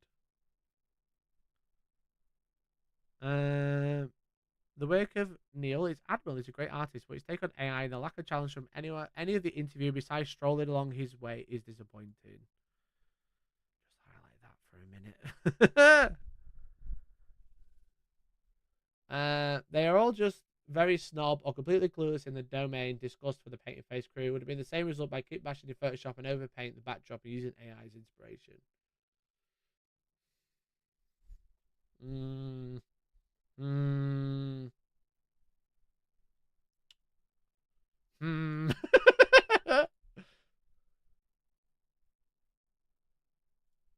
I'm getting bored of people crying about someone getting inspiration from AI. This isn't inspiration, though. This is downright using it, right? That's not inspiration. That's stolen artwork. It's not inspiration. What are you saying? Get annoyed and bothered by something else, unless coincidentally everyone is suddenly an artist. Either way, just because you don't like it, then just forget about it, or not. Just do what you currently do. At some point, we're just pointing fingers just because we can. Get inspiration from AI. No, mate, the guy slapped a printed piece of paper of an AI image on his Golden Demon entry. Yeah, it's not inspiration. What are you talking about?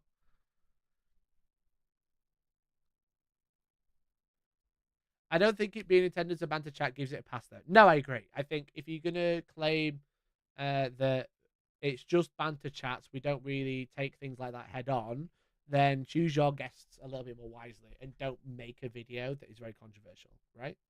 If you're going to make a video that's very controversial, have a very nuanced take for it. Or a hard stance. But if you're just going to platform the hard stance, be ready for the fallout if people don't like it, right? Looks like Peachy got out at the right time. That's a really harsh. That's really bad. Platform debate, they decided to get lazy for clicks using imaging AI that takes up other artists in the competition is just shameful. You guys really decided to get a guy who tripled down his use of such a thing on a podcast with views comprised of hobbyists and painters who put in graft from start to finish, some of whom maybe wanted to enter the competition themselves. Pushing the rules is not an excuse for taking shortcuts built off of the work of others and passing it off as your own. There's nothing innovative about typing prompts into a program. It's the absolute lowest levels of scummy practice. Why did Neil care about clicks? He obviously enjoys the hate, that's why.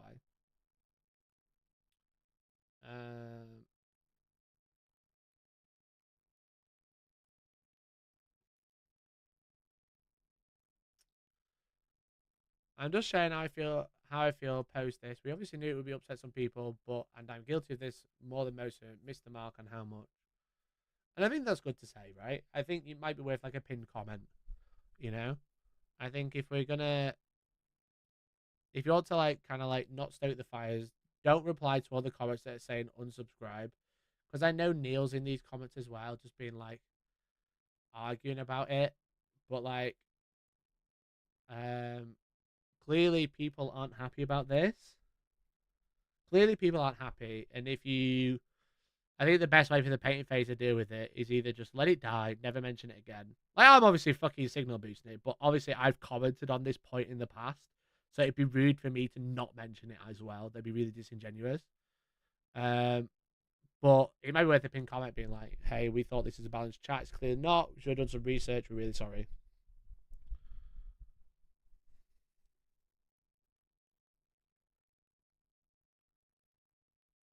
What would have changed if he painted over the image in people's opinion? The thing is with that is if he literally traced over it and kept his gob shot, no one would have no idea, right? But ultimately, I think if he's taking inspiration and painted it himself, if he's looking at an art piece and copying it, that is a bit different because there is skill in copying, because it's not just a case of, oh, I can see that Fallout Boy, I'm going to draw it, you know? It's 2 lines like this, it's this, and then there's some hair, you know? I can't draw. Right? But, like, if I just take an AI art image and go, print this face, that's no skill. There's skill in recreating something that you're looking at, you know? So if you generated something and drawn it and painted it, it's very different because it shows skill in him painting, because he can recreate, he understands color theory, he understands mixing colors to get this art piece looking the same as the one he generated. If you just traced over it and then painted it to make look sick, that's also different because he's then taken the skill of looking at a piece and painting it. But by printing it, that's just taking other people's work and entering into a competition. And I don't know if that's like, I don't know if that's like really hard to get, right?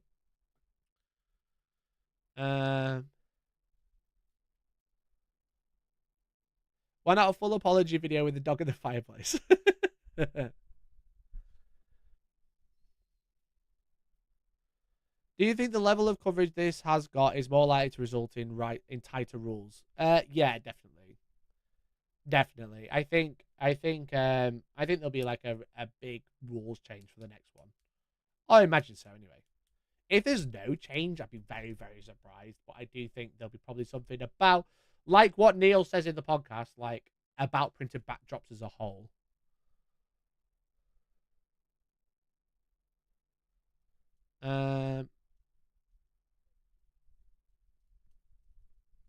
I think the pin comment approach is better than just pretend it never happened. You fell down here, but how you get up and carry on makes a difference. Yeah, definitely.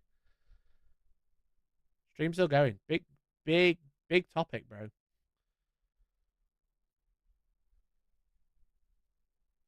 Currently, Golden Demon is meant to be based on the painting of the miniatures, not the base, which itself is interesting. Yeah, like I think there's some really strange rules in Golden Demon. I think any backdrop as a whole that isn't painted shouldn't be allowed, personally. But I'm not entering the Golden Demon, you know.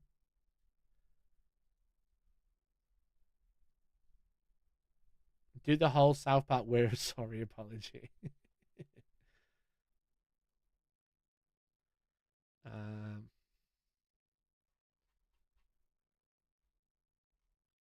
One sec.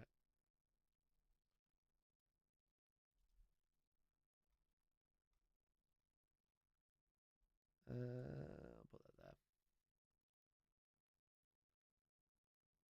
You run events there, right? If you want higher sports, less gaming, more painting, you set that expectation clearly. No, exactly. I think there's a lot of problems with the Golden Demon rule set. I think there's a lot of issues that they need to rectify. I think like anything that's not been made by the person should be made by the person personally, you know. But I don't personally write the rules. Set rules / expectations. People turn up accordingly. Yeah, but I think Games Workshop are a funny beast, and I think they should have addressed it much quicker. I think they'll address it much later. There's still time to run a Copper Demon at Super All Stars. There is still time.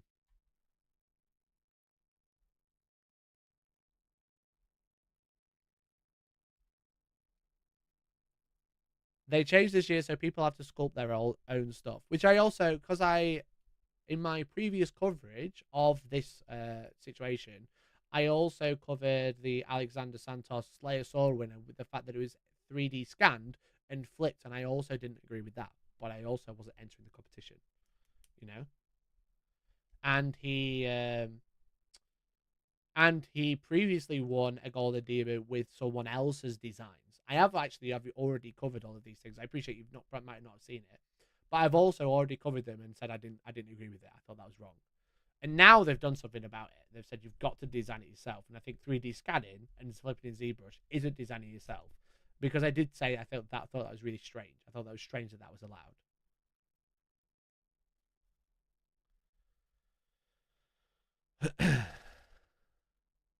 Someone prompted AI to make a picture of Neil, prompting AI to design a picture of solid artwork using AI, then who owns the artwork?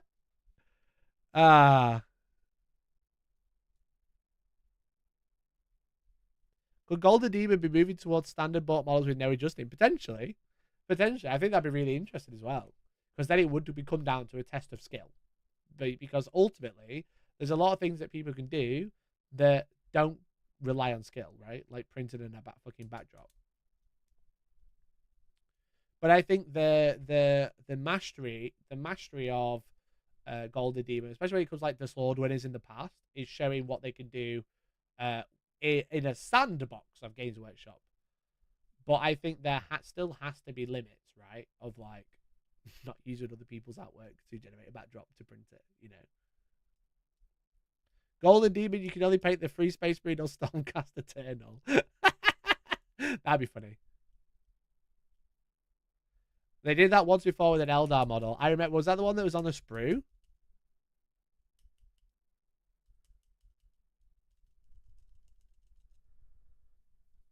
There was it. There was like an Eldar that was on the sprue only, like completely unmodified. Is that why? I don't know why that one happened, but I'd be very interested to see why. And I had a few ideas of. But yeah, like it's fucking. They're getting a bit dogpile now, and I don't think that's fair. But I also think the fact that it went unchallenged was bad. You know. But as I always say, if you if you're watching this and then going over to send hate, that is cringe. I don't appreciate that. We're having a conversation because we spoke about the situation in the past. I just don't like what Neil said.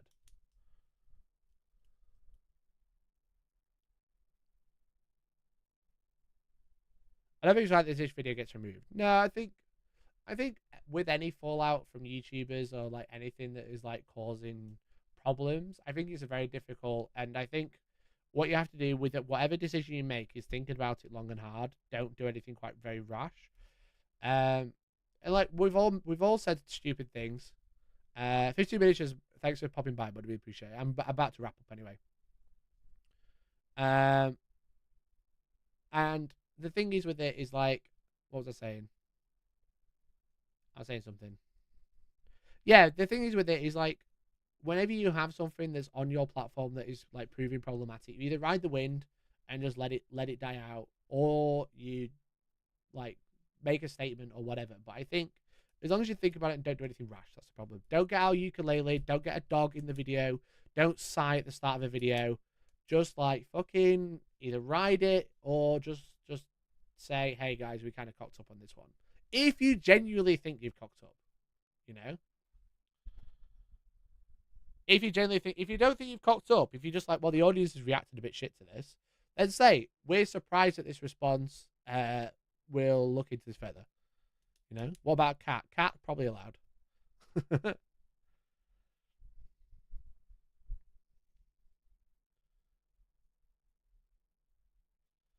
We're playing with toys as grown men. UK games inspired as adults dressed in foam armor. Everyone's a bit weird and different. Let's be nice. No, exactly. And like I've only tried to critique the things that they've said and what that I've disagreed with. I don't think anyone should be attacking anyone personally. When the first thing came out, I didn't attack Neil personally whatsoever. I'm only attacking the things he's saying because I don't agree with them, and that's it. These videos needs to stay. It's him stating his opinions / thoughts live on video, so for that alone it's important. It might be a bit of a bad look, but you can always address it in the description. No, I agree. So they could, I'm saying if they did delete it, which they could. I honestly, when I saw it and watched it, I'm surprised it's still up, because usually the rash decision is to delete, right? That's usually like the rash thing. Oh shit, we get loads of hate. Let's delete it. So I downloaded it just in case. But it's one of those things. It's like, it's a tough one, because it's like they get a lot of hate, and getting a lot of hate is never fun.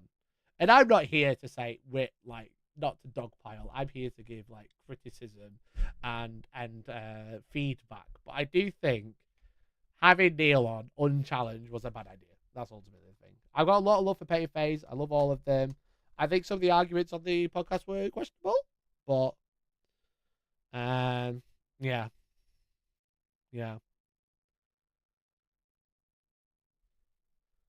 It's unfortunate because I like the paint face, but this video leaves such a sour taste I don't really want to engage with them. I think if their next video is shot and see what it's like. But yeah, like it's just fucking, yeah, it's just not a good look for them. Anyway.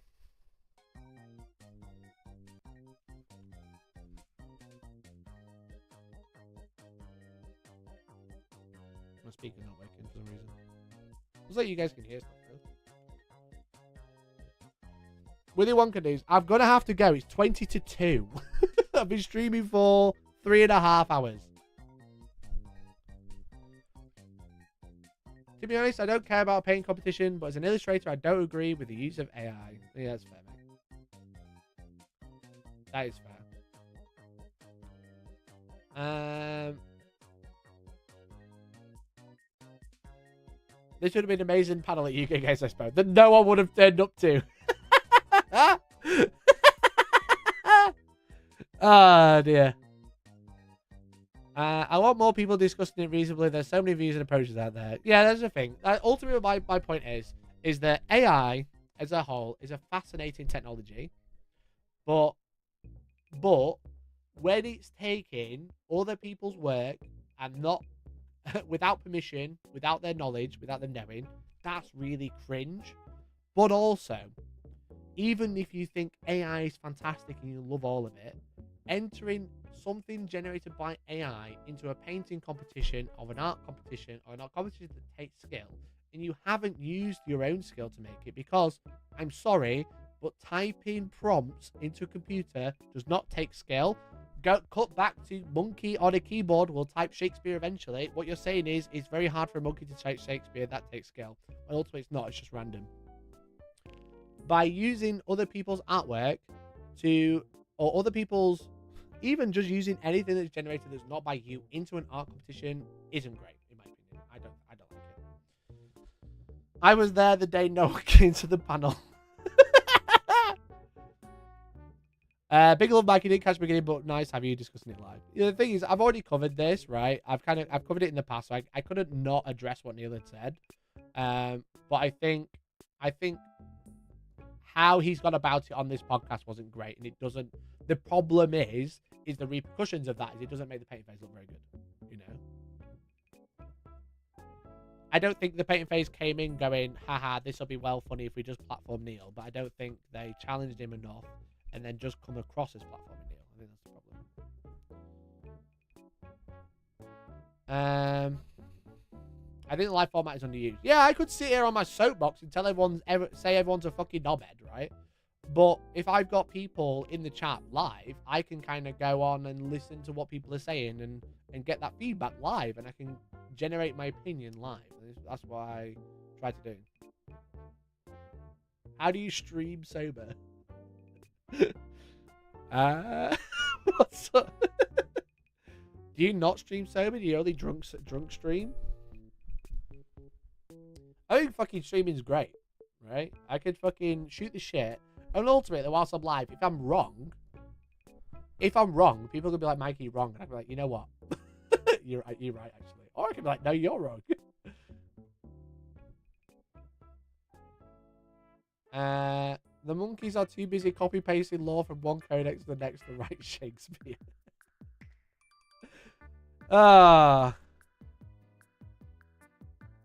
If you agree with Mikey, don't forget to become a member. We didn't hit the member goal today, but I am afraid that is the end of the day. That is the end of the stream. I've overrun by about 2 hours, but it's been fun and it's been emotional.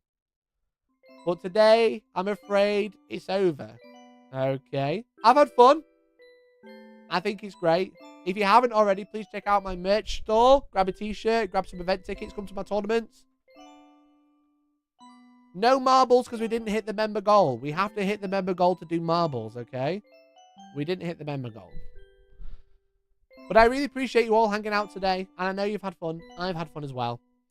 But even though the fun's over for now, it's only over temporarily. I'll hopefully be doing... I prefer you covering toilet dives, not gonna lie. I'll hopefully be doing a stream Friday evening. There'll be no battle report on Friday evening. I'm actually going to a tournament this weekend at Warhammer World. So I'm going to be finalising my list and getting that ready before before the event. So I'll do a little stream on Friday evening before I go to a tournament. So yeah. So no battle report this week. There's also new mission cards that no one cares. But it'll be fun. It'll be emotional. And I'll be back Friday. So thanks for watching. Love you all. And hopefully I'll catch you next time. Bye-bye for now. See you Friday. See you Friday. Love you all. Thanks for watching. Thanks for the support. Love you. Bye. Bye.